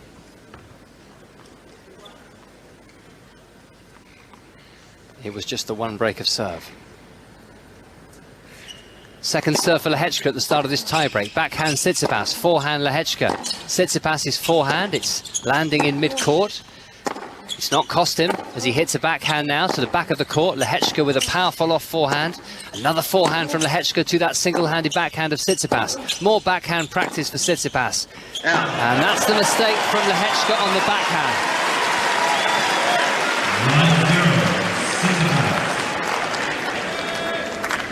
That's such an advantage when you can get off to a good start in a tiebreak. That was a fairly extensive rally, 14 shots, and Tsitsipas gets the first mini break. 2 serves to come from the far end now for Tsitsipas. Down the middle he goes, but just misses. Lehecka had his hair trimmed yesterday at the Australian Open on-site barbers, which was then turned into a short film for television. All part of the content provided by Tennis Australia. Forehand from Tsitsipas. Lehecka with the forehand. Tsitsipas cross-court with the forehand onto the Lehecka forehand. Wonderful forehand. Forceful, aggressive forehand into the corner by Tsitsipas. He may have been struggling with that shot, but not that time. 2-love in the tiebreak. He seems to have found it at just the right moment. He's kept swinging, kept going for it, and that time it fell perfectly. And that, come on, that is a good feeling. 2-love, one serve to come. Ace. I didn't flinch that time. I was going to catch it, but again, I'm protected here with you. You've got a read on the Tsitsipas serve, that's what it is. That was straight and true, right up the tee. This glass has never let us down. I trust it.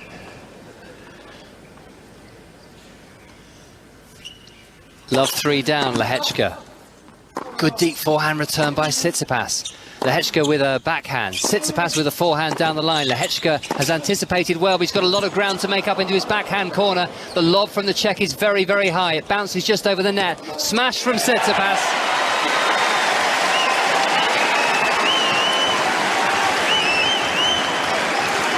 Yeah, Lehecka can only shrug his shoulders and lift his arm in disbelief. How did this tiebreak get away so quickly? Down love 4 now. One mistake in the first point, Jiri Lehecka, with that backhand error. That's more like it. This is not lost yet. An ace.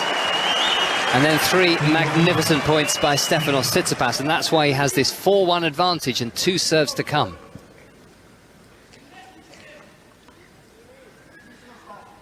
And this is what the great players do. All that experience as well.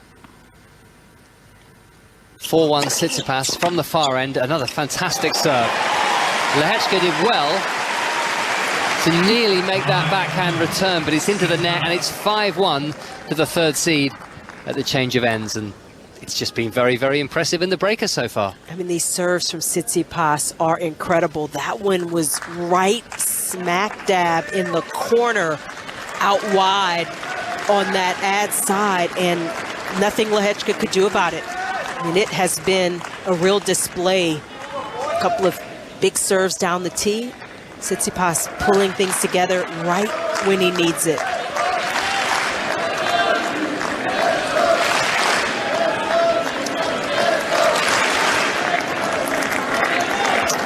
Jiri Lehecka needing the support of the crowd at this particular moment. Played such a good second set. 5 break points in the second game, all saved by Tsitsipas. It comes down to a tie break.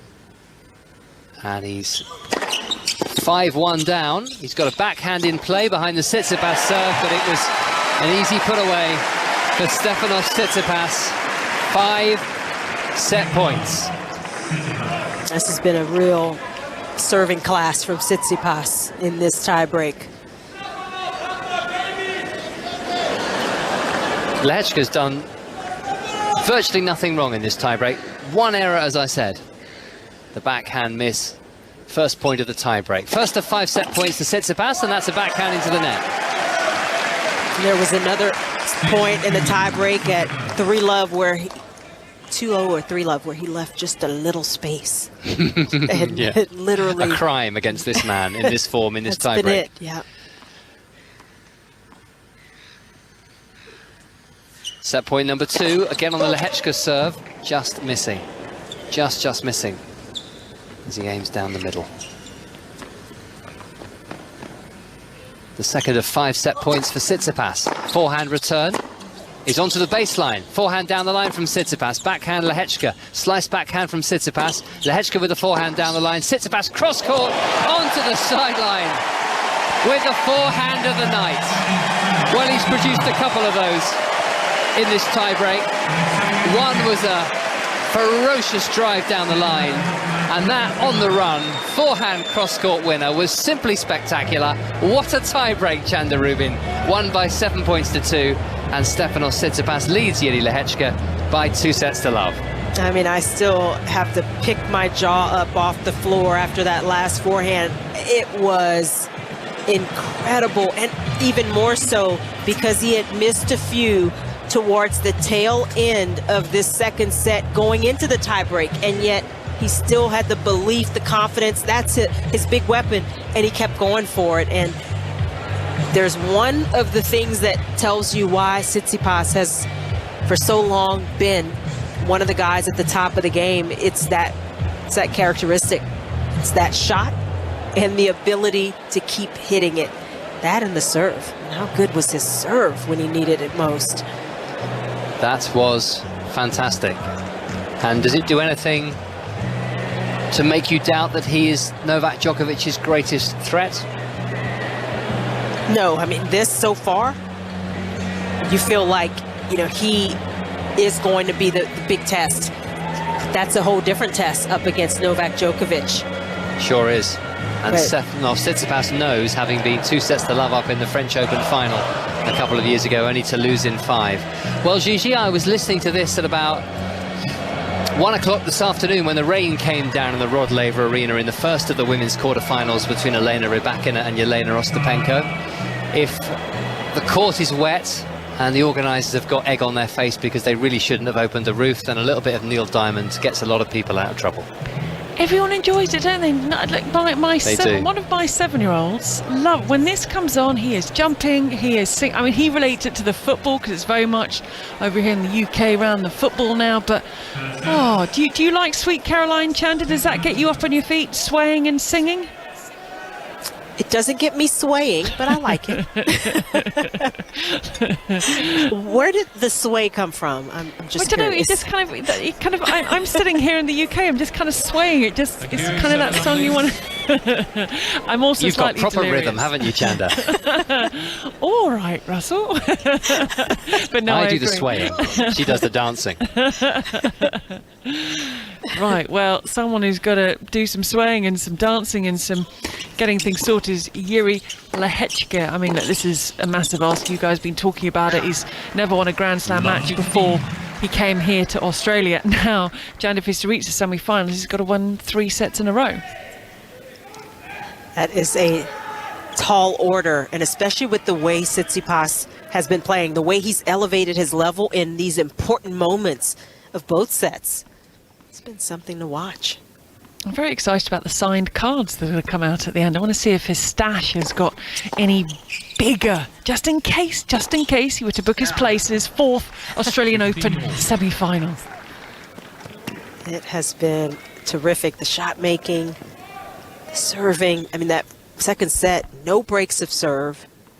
And it all came down to the tiebreak. And we saw a display from Tsitsipas. 5 breakpoint opportunities that Jiri Lehecka had in the 4th game of the second set. I know, Chanda, you cannot dwell on the past, but just when you look at those stats, that really stood. I know Tsitsipas has done very little wrong, but he did have those opportunities. Yeah, you got to let it go, though, and it's easy for your mind to go back to those missed opportunities. Yeah, that's key, isn't it? Lovely little touch from Tsitsipas, a little fake as well. Lehecka went the wrong way, and it's game points. It's easier said than done, isn't it, to sort of let it go and just to forget about it. I mean, one of the toughest things to do is to stay in the moment, and Lehecka, you look at how close that second set was, to not replay those moments where he had a chance, he maybe didn't quite do enough, and he knew it. It is so easy to keep going back over that in your head, but meanwhile, what's happening now? Got to get your head back into this 3rd set. Yeah, 100%. Tsitsipas game points for the first game of the 3rd set. Winds himself up, white t-shirt, those multicoloured shots, a slap back forehand off the return, and the sort of the bunt from Lehecka, because it just came down to it came back so quickly onto him that he just wasn't prepared, he wasn't in position, and Tsitsipas gets on the board. Yeah, I think that second set, there was a little advantage Lehecka had in serving first. Whenever he could hold, it put that little additional pressure on Tsitsipas to have to hold and having less space to recover if Tsitsipas dropped serve. Now it's shifted again with Tsitsipas up 2 sets to love, serving first. Just feels like this is another important moment for Lehecka here to not let the disappointment fester and stay in there. He's got to start back from scratch here and keep holding the way he did in that second set. That is his best chance, and continue to look for the opportunities. That's also exhausting, isn't it? Having to continually reset, go back to scratch, refocus, which, as you said, he has to do here. This is a massive game, his first service game. Both players ready. Wide stance from Tsitsipas, crunches the forehand, the backhand, flicks the top of the net, the slice up the line from Tsitsipas, coming forward off the forehand, Lehecka. He's got the overhead, he watches it, stayed very carefully, but he smashed it down to Tsitsipas, but he got another look at it, and he goes into the open court. Lehecka has stayed very calm when Tsitsipas has thrown up these high lobs and has been very successful in closing out these points. It's been a good position for him to be in. I'm not getting ahead of myself, but Tsitsipas has never lost to Karen Khachanov, who awaits the semi-finals. 5-0 Tsitsipas. I mean, they've never met over the best of a 5-set format in a Grand Slam, but no wonder he's sort of licking his lips, Tsitsipas. If he can navigate this, then wow, the Russian stands between him and the Australian Open final. Hopefully, Gigi, Tsitsipas is not thinking of that right now. No, you see, I'm getting ahead of myself. You've just given me this whole speech about staying in the moment, and I'm already at the final. Down the line goes Tsitsipas. High ball from Lehecka. Tsitsipas will let it bounce. That's high. He'll hit the overhead from the back of the court on the angle. The backhand hit. That sits up mid-court. The drop shot from Tsitsipas. Here comes Lehecka. He goes up the line. It's blocked. It's covered by Tsitsipas, who just misses the court. Yeah, Tsitsipas tried to get just a little too cute. He has had success just continuing to hit with the topspin on that forehand side. He tried for the little dropper. Lehecka much too quick for that to work. You could see Tsitsipas's dad kind of thinking, why did he hit that shot? Yeah. His face tells a story, doesn't it, Apostolos? I mean, I don't know how he copes. I mean, he goes through it. I was talking to Judy Murray the other day on Tennis Breakfast, and I said, you look, whatever you're going through inside, you look so calm and together and gathered as he's long with his backhand, whereas Apostolos is the complete opposite. I love that word. I may have to use that somewhere. Gathered. You look so calm and gathered. I'm liking that. Okay, and nice. I'm trying to be that now. You always are, Chanda. When are you not calm and collected and gathered? Cool as a cucumber. 30-all. The inside up foot, side edge of the sideline from Lehecka. He's got a high ball. He'll take it out of there, smash it down, but it's read by Tsitsipas. The volley from Lehecka. Again, he's got lovely touch. Just drops it over the net and wins the point. And Lehecka had to get down really low. You could see him doing almost a squat to make sure he got his body behind that rapidly dropping volley. Important point at 30-all to give himself a game point here. Fist pump, firm fist pump. Winds himself up. Serves. Oh, there's an ace. There we go. There was a slight pause, making sure no voices came out to make him do it again. And that, Janda, could be very important for the Czech player. That service hold on his first service hold in the third set. Yeah, he's just got to keep plugging away. I mean, there's still a lot of tennis left to be played. He's still very much in this match. He's gotten better. Lehecka has. He's gotten better as the match has gone on. And if he keeps this kind of pressure on Tsitsipas, make Tsitsipas have to come up with these shots continuously until the very end. Yeah, because you think that Tsitsipas might start feeling it as he gets closer to the finish line that would take him into another Australian Open semi-final. Ball girl retakes her place side of the court. Serve out wide, back onto the shoelaces of Tsitsipas, who scoops up the forehand down the line. That's very good and deep from Lehecka. The lob from Tsitsipas, lands in. The off forehand from Lehecka, the backhand down the line from Tsitsipas, and then into the net from the Czech player. And the goal is obviously to win points. 15 love. These players are aggressive. They want to be able to hit winners and push the other out of points, but you also want to make it tough for your opponent to do the same. If they come up with it sometimes, it's too good. 1 hour 46 minutes on the match clock. It's just gone past 11 o'clock in the evening on Tuesday night in Melbourne. It's amazing it's day 9 and I'm still not quite sure what day or what time it is. 15 love. serve into the centre of the box. Oh, snap back by Lehecka, being very aggressive off that serve. He's keeping Tsitsipas pulled back. Then he plays a drop shot. That had so much air on it. It had a big flashing light saying, I'm coming, hit me whenever you're ready. Yeah, I mean, Tsitsipas is quick, and this drop shot was so high. At first, it looked like a lob off of Lehecka's racket, and maybe he thought the side spin, the underspin might drop it down. Well, didn't do enough, and Tsitsipas, a crunching forehand winner. Then he had to slide to a stop, Tsitsipas, who didn't crash into the net. Misses the serve down the tee, Tsitsipas. Little look up, look down, and the swaying Lehecka with a wide stance, like a sumo squat, steps in, takes that really early off the backhand, pushes Tsitsipas back, plays a high backhand. The overhead is read by Tsitsipas, will land in. Surely he puts it away. Yes, he does. And Tsitsipas knew he was going to put it away, so didn't even move for it. Lehecka keeps coming. He keeps putting pressure on the Tsitsipas serve when he can, and that backhand return, he took it well inside the court, and that is what allowed him to take control of that point. I mean, with how well Tsitsipas has played in these big moments, Lehecka has had to take his chances as early in points as possible. Says his idol Lehecka is Roger Federer, who I've just seen pictures of at Paris Fashion Week, so he's enjoying his retirement. 30-15, serve out wide into the body of Lehecka, gets a mid-court ball, forehand flipped cross court, perfectly played point off the serve, and it's game points. 40-15. This is real power coming off of the Tsitsipas racket. Lehecka stepping back to try to give himself a little space to defend, and then the angle from Tsitsipas got him there. Twisting with the racket, Lehecka, sort of baring his teeth. Missed down the tee from Tsitsipas, who's back into position very quickly. Little look up, little look down, just to check that Lehecka's still there. Lehecka's going even further back. The serve, it's game point. The forehand is spun into play, and it goes beyond the Melbourne sign. So it doesn't land anywhere near the court. He has another shadow swing at that Lehecka, but the damage is done, and Tsitsipas takes the point, and he leads by 2-1. And I don't know if you chatted about this with Russ in the second set, because I was off doing some other bits for 5 Live, but it feels like people talk about last year as a bit of a disappointment for Tsitsipas. Now, he got the most wins on tour with 61.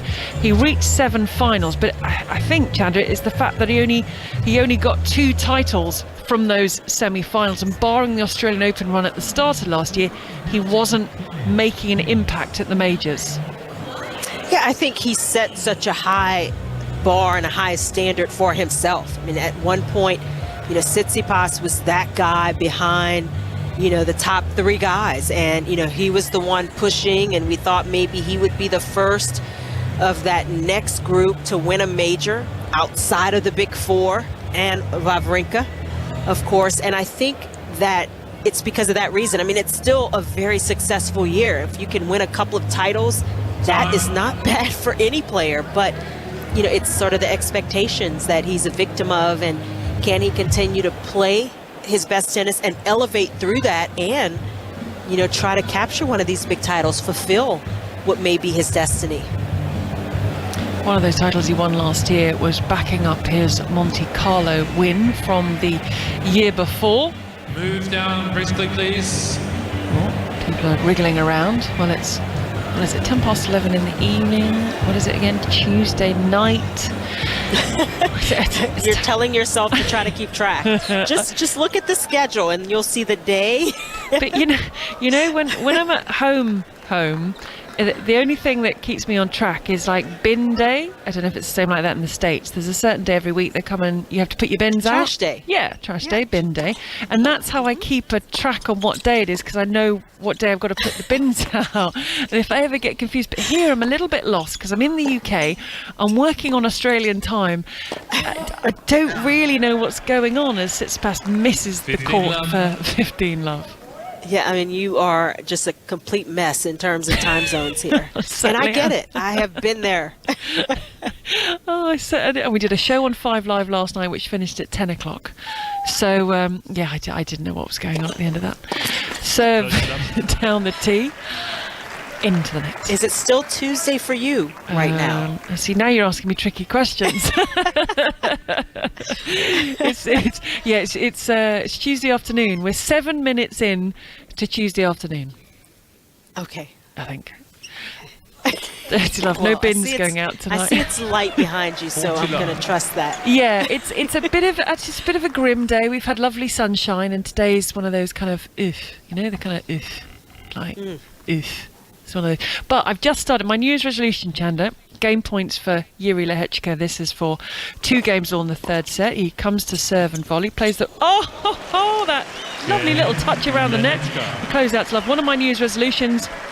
I'm learning Spanish. I've started a Spanish course. So that is terrific. It's a fast track. I don't know why I took the fast track. I think it was the only one. And I went to the first one, and the teacher said, it's going to take concentration, focus. And I said, so I'm missing the next 2 weeks. So she's sent me lots of Spanish homework. So oh wow, you are doing homework after work. So despite not knowing what day it is, what my name is, aware what's happening, after this I've got to go and count to 30 and ask for a train ticket to the museum or something. Well, I'm just happy you're not mixing up your Spanish here talking to me, because I have absolutely no skill in that department. Oh no, remember, Chandra, French I could do. Oh, we could do French. Remember, Chandra, Spanish. I've only done one Spanish lesson, so I can say my name is and count to 10, and that's it. I'm out. So better than I can do. So we'll keep it in English. Into the net goes Lehecka, and it's 30 love on the Tsitsipas serve in the 5th game of the third set. Have you set any New Year's resolutions? You got any New Year's? Do you do those? I have. I did. I normally don't, but I was kind of forced. Oh, crikey. And so I leaned into it a little bit and had to declare it on television what my resolutions were. Can you declare them on radio?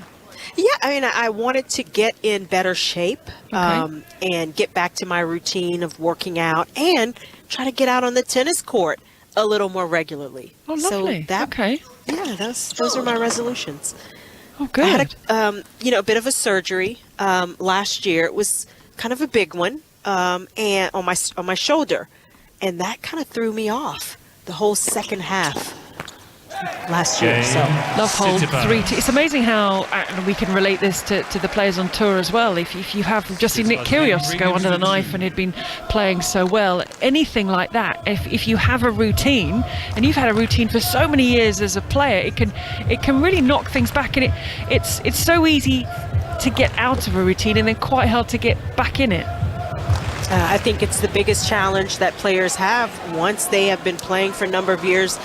They start to get injuries, but that first major injury, whether they need surgery, then they're out for months and months, or it just requires a lot of months recovery and rest, it completely gets you out of your norms. You've got to restart and reset, not to mention your ranking and gaining that confidence back. I mean, it's a totally different skill set to get back, to the higher levels of the game after you've dropped out because of injury. So I always have so much more respect when players are able to do that versus when they do it the first time before they ever experience that kind of thing. We had in the commentary box for the first couple of days Coco Vandeweghe, and obviously we know Coco came through qualifying. She lost in the first round, but she was telling us, I didn't know the extent of what she had been through in terms of the suffering, the pain, getting the diagnosis, and she's a bit older now and getting herself back up. And my word, to go through and to put yourself, firstly not really knowing where the pain's coming from, what's going on, but then to go through all that work to get that level back is, it's quite incredible. Yeah, it is a Herculean effort. That is the perfect word for it.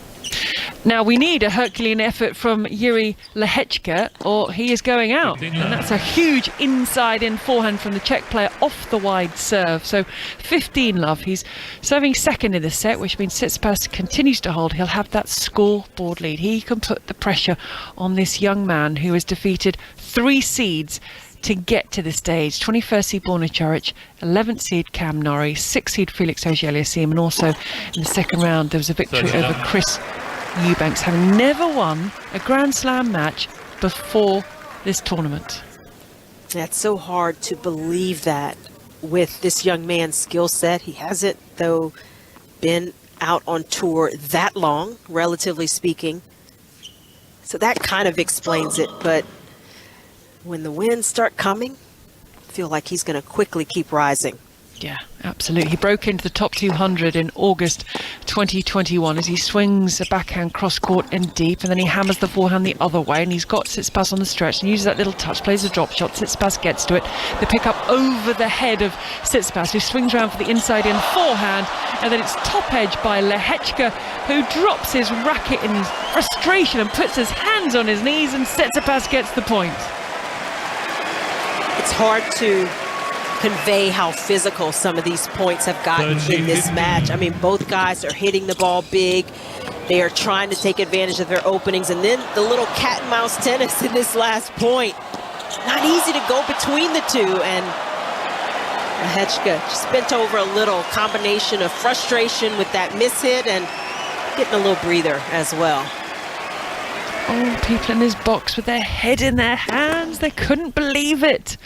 So he was top 200, broke into the August 2021, broke into the top 100 February 2022. And should his journey end here, he will be up to 39 in the world ranking. Tsitsipas could be top of the tree, top of the pile if he were to go on and win this title. But he misses with his backhand cross-court. Now it's his turn to put his hand briefly on his knee. Then he adjusts the tongue of his shoes, and it's game points.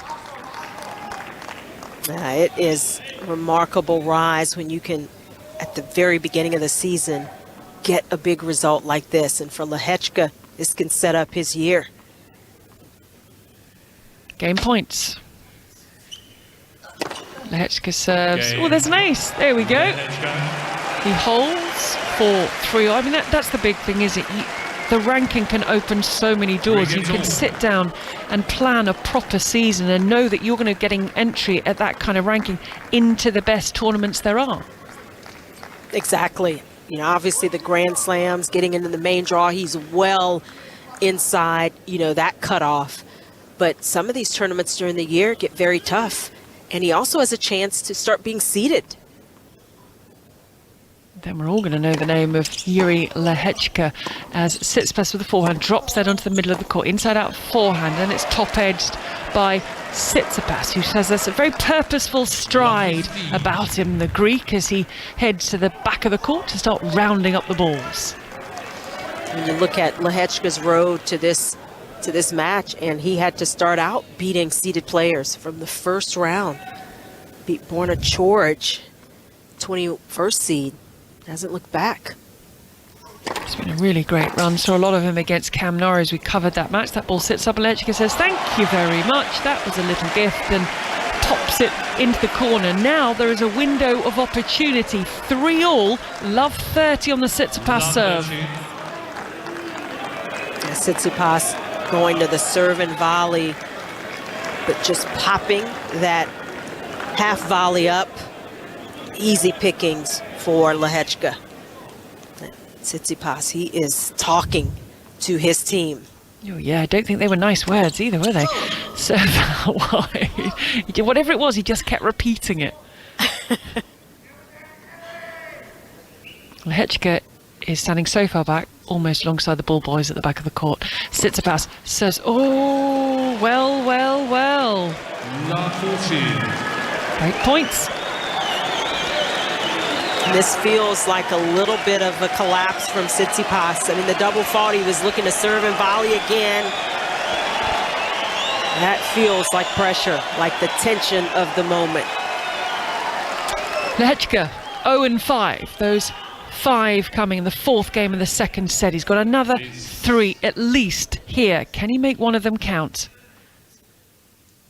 Tsitsipas rocks back, tosses up the ball, serves and misses.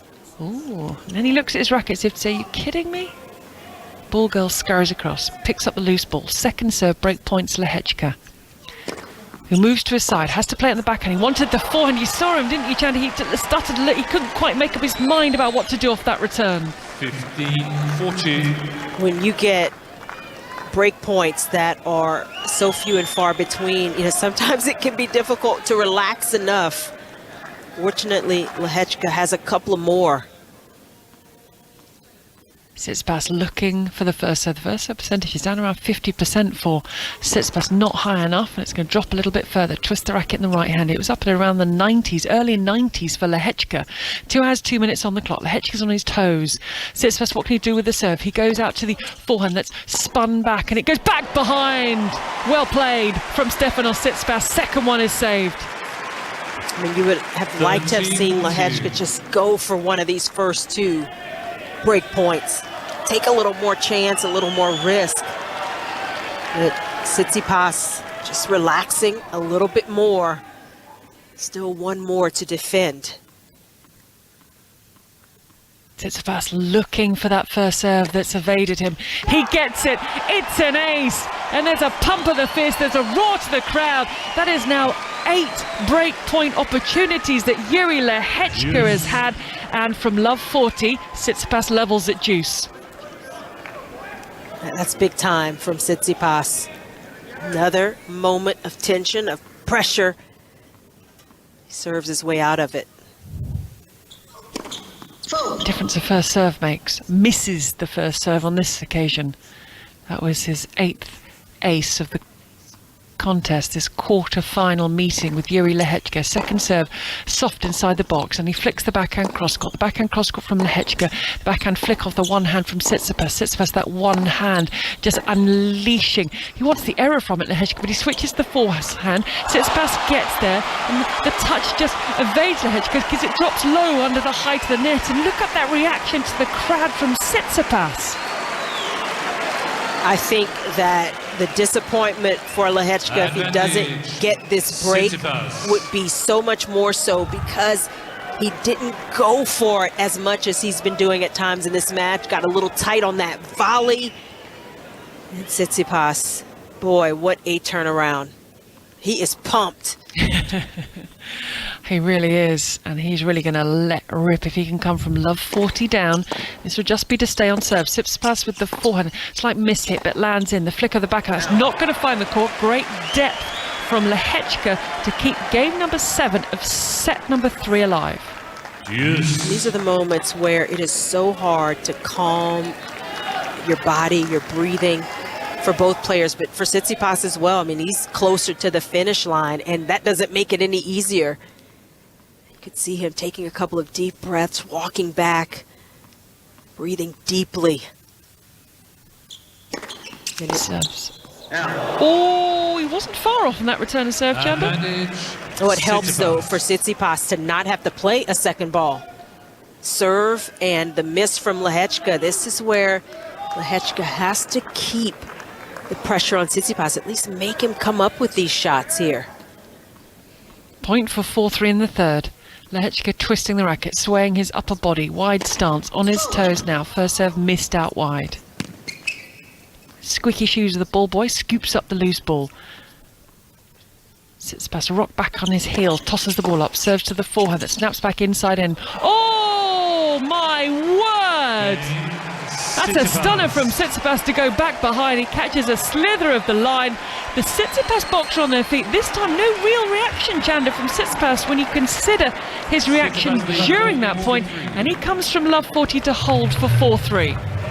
I mean, he's got to be feeling more relieved than anything else at the very end of that game. I mean, we saw the emotion, the fist pumps in the middle, just trying to get himself to the proper level. But it's also been about staying relaxed and trying to stay calm, and you could just see that becoming a little tougher for Tsitsipas in that game, but he worked his way through it.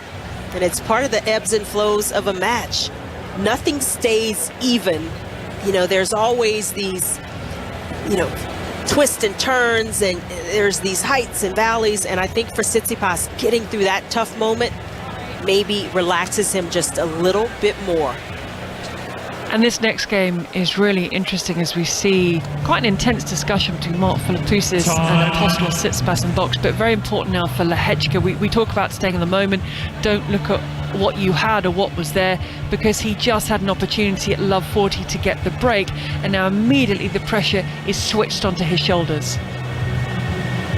I mean, it is a big turnaround for Lehecka from, you know, the love 40 opportunity. Didn't really go after it the first couple of return points. Now he's got to recover and get the mind back on holding serve. He only dropped serve the first service game of the match, his first service game. And he's got to keep holding the way he's done the rest of this time.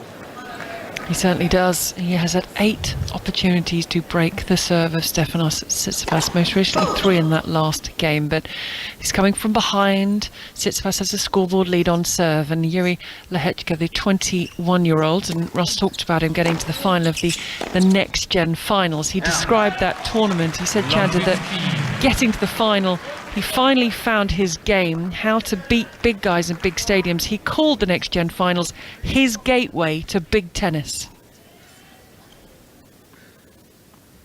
Yeah, he's been one of the guys to watch. Been gaining experience and confidence. Couple of seagulls flying overhead. Oh, well, we said about the importance of this game, having had the advantage of the previous, and now he's at love 30. Yeah, this is the kind of experience that you cannot get anywhere else. You've got to get to this stage, you've got to earn the opportunity, and then work through it. Try to work through it and learn from it, even if you don't win.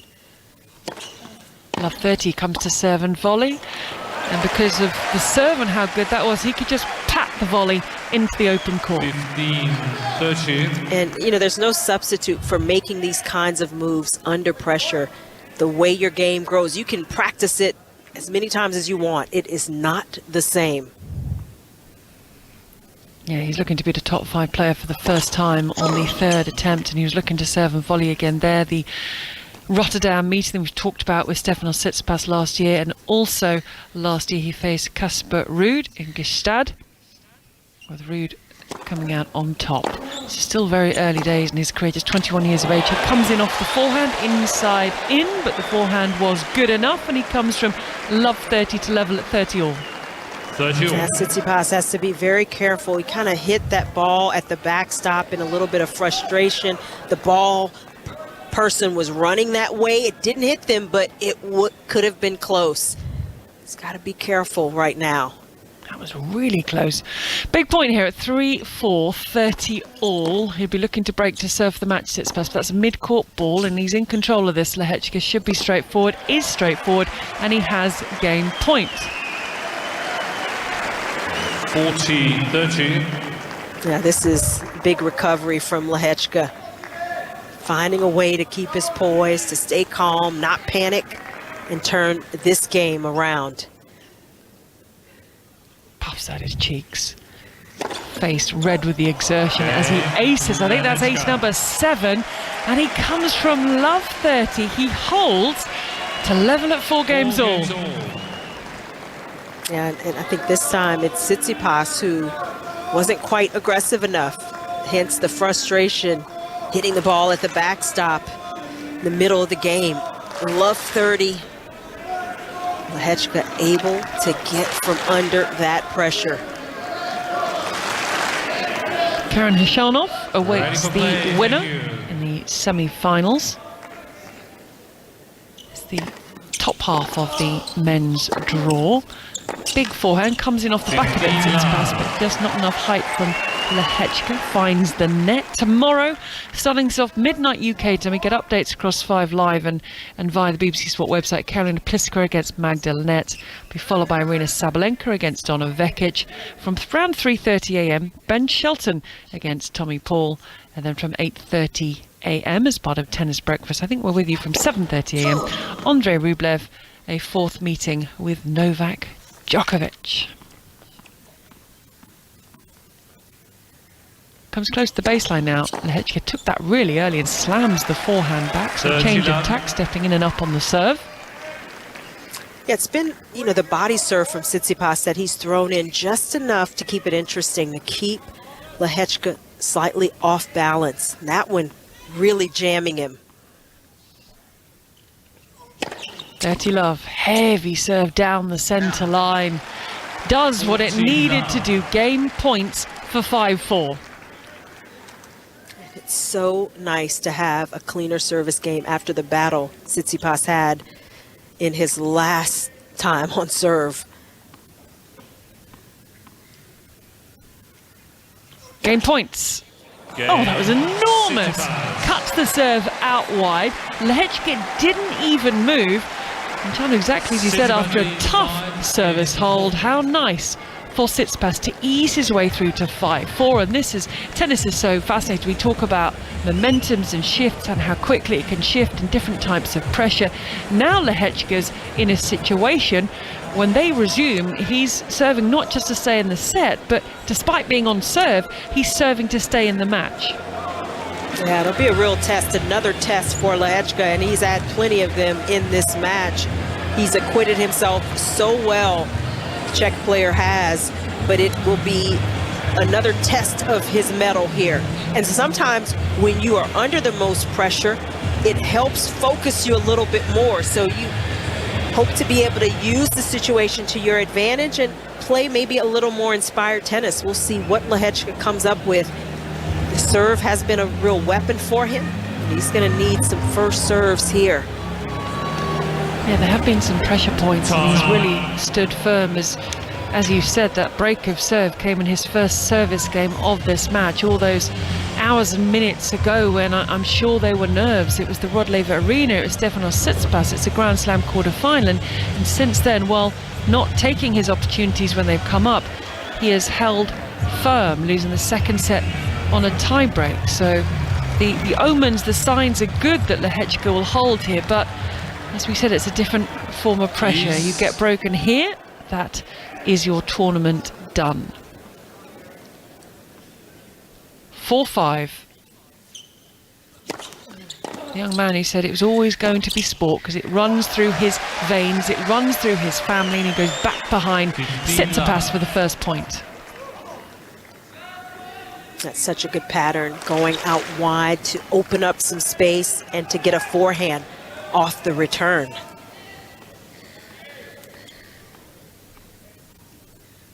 He swings, he sways, he rocks, he reaches, and he nets.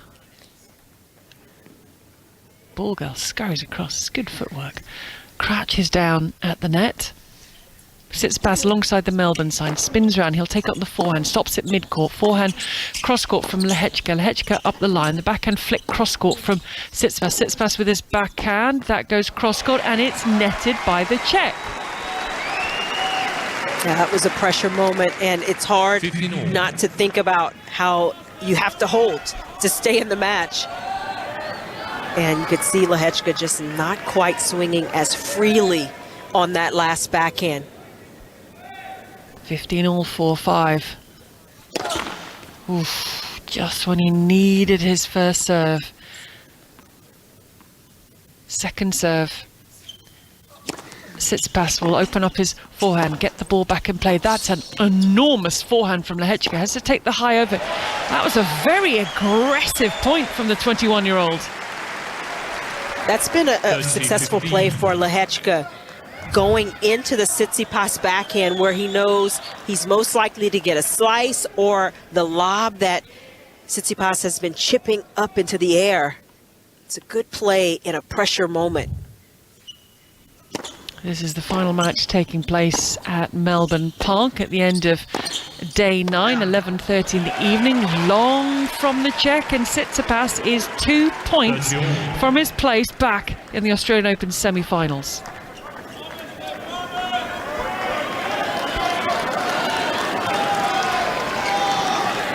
Everybody's a little nervous, yeah. including the player teams. They look very nervous. Tsitsipas in position. Lehecka needs the first serve. It clips the top of the net. He was going down the tee, down the centre line to the backhand of the Greek player. That was Lehecka, you heard, exhaling there. He's up on his toes, he bounces, he settles, he reaches, he rocks and serves out wide. Thunders back to his feet, he's out the net. Can Tsitsipas pass him? Yes, he can! Sublime from Tsitsipas. He had his man where he wanted him, and now he's got match point for his place in the semi-finals. And that may be the first topspin passing shot off the backhand side that Tsitsipas has made since the first set. And what a moment to get it done. Incredible stuff. Match point, Lehecka reaches up with the serve, he snaps it into the net. The murmur around the Rod Laver Arena, the scurrying feet of the ball girl as the players settle. Match point, second serve sits up high, the forehand, the inside out forehand, the backhand cross court from Lehecka into the body of Tsitsipas, had to get himself out of the way. Tsitsipas on the backhand side, goes cross court to the backhand, netted! And it is game, set and match, and the smile on the face of Stefanos Tsitsipas. What a performance, what a match, and what a win. Stefanos Tsitsipas in straight sets, comfortable out here on the Rod Laver Arena, is through to his 4th Australian Open semi-final. And he did it with a final score of 6-3, 7-6, 6-4. The delight, Chanda Rubin, on the face of Stefanos Tsitsipas. He had to play such a clean match, high level of tennis. He knew it. You felt it from Tsitsipas from the beginning. He was so measured, so focused, took advantage of his opponent being maybe a little unexperienced and unused to this stage. Got that early break, and that really helped Tsitsipas get control over the course of this match. It was not easy, though. Lehecka was so impressive as the crowd gives him a round of applause. They may not be as aware of him, haven't seen him much at this level, Grand Slam level, but I expect they will see much more of this young man. Yeah, 100%. Lehecka now in the corridor of champions, bags around his shoulders, towel over his right shoulder. Very shortly we're going to hear from Stefanos Tsitsipas, and I think the other good thing for Tsitsipas, as I think we're going to hear from quite shortly, is he got it done in straight sets. He had that real tussle against Jannik Sinner, the 15th seed in the last round. Prior to that, it was all straight sets through the first 3 rounds. So he'll be absolutely delighted that he could get the job done, and he could get it done economically, because things you would imagine are only going to get tougher from here. The man who is on course not just for a maiden Grand Slam singles title, but also the world #1 ranking. He's in the centre of the Rod Laver Arena. Let's have a listen with Jim Stefanos, Courier. you were super fired up, and I understand why. That was a very difficult match. Even though it was 3 sets, he was playing some amazing tennis. What were the keys for you tonight to get the win? Well, yeah, I can say it was a fair dinkum type of performance. It was, but you know, I did a lot of. I don't know. I mean, I don't know. It felt different this time from any other match. But the most important thing at the end is that I found a solution. It was a very difficult 3-setter, one of the most difficult ones I had so far in the competition. I think Jiri had a very good tournament. You know, he's someone who has started playing well recently, and I wish him the very best in the future, because he's a great player.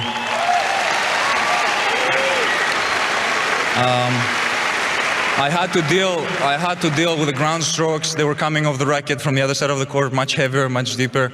So that was a task in which I had to really put my heart out there and, you know, give it my best.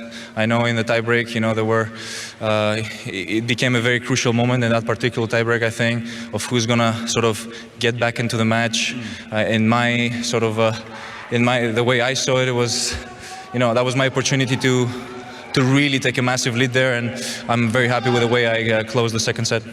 Well, the tiebreak was an incredible level of tennis from you, because he was lifting too. That second set, you guys, the ground strokes you were hitting were some of the fastest we're probably going to see all season long. It was amazing. The third set, you faced a real challenge. Love 40 on your serve. How'd you get out of that jam? Experience. Good. Experience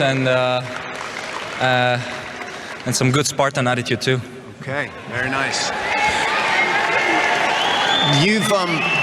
Speaking of Spartan, you've talked about how while there is no Grand Slam tournament in Greece, this feels like your home Grand Slam. How was the crowd for you tonight?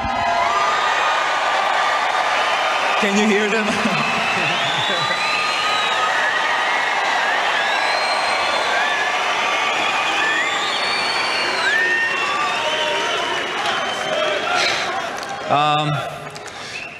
Yeah, I mean, Australia is such a great country. I I like a lot of Aussie things, you know. One of my favorite exercises comes from Australia, Margot Robbie. I wish I can... Margot Robbie? Are you pitching right now? What's happening? Am I what? Pitching? Are you like, you know, making an offer? What are we seeing here? It would be nice to see her over there one day. Okay. So you're officially extending an invitation to Margot Robbie. I just want to be crystal clear here. Absolutely. But that's not it. That's not it. I like a lot of things in Australia. You know, the people are very welcoming. I've said that so many times. I'll keep saying it because it's very true. I grew up in a place that is very similar in terms of conditions and lifestyle, and I find myself feeling home when I'm here because, you know, it's not too tropical and it's not too humid, and it's very much feels like home. And I know, you know, the French players have Roland Garros as their home Grand Slam. The British players have Wimbledon. The Americans have US Open. For me, the Australian Open is always going to be my home Grand Slam. I feel very much loved here.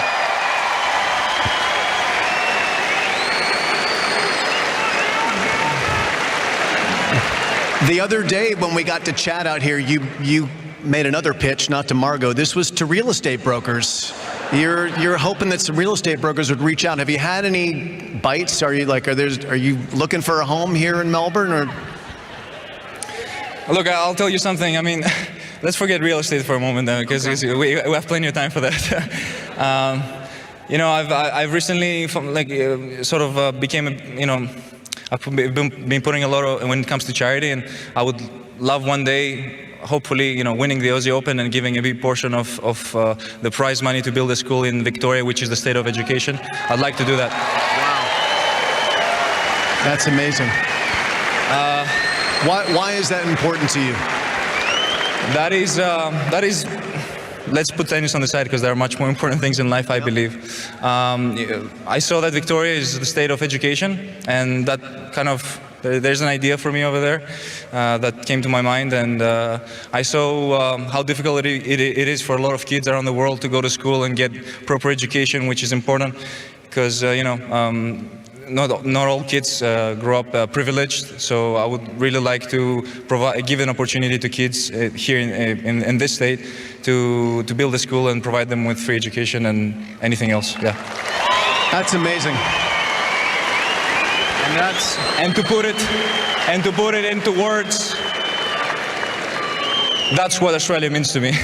Yeah. Well, ladies and gentlemen, I think that's one more reason to hope that Stefanos Tsitsipas keeps going here at the Australian Open. Fine performance tonight.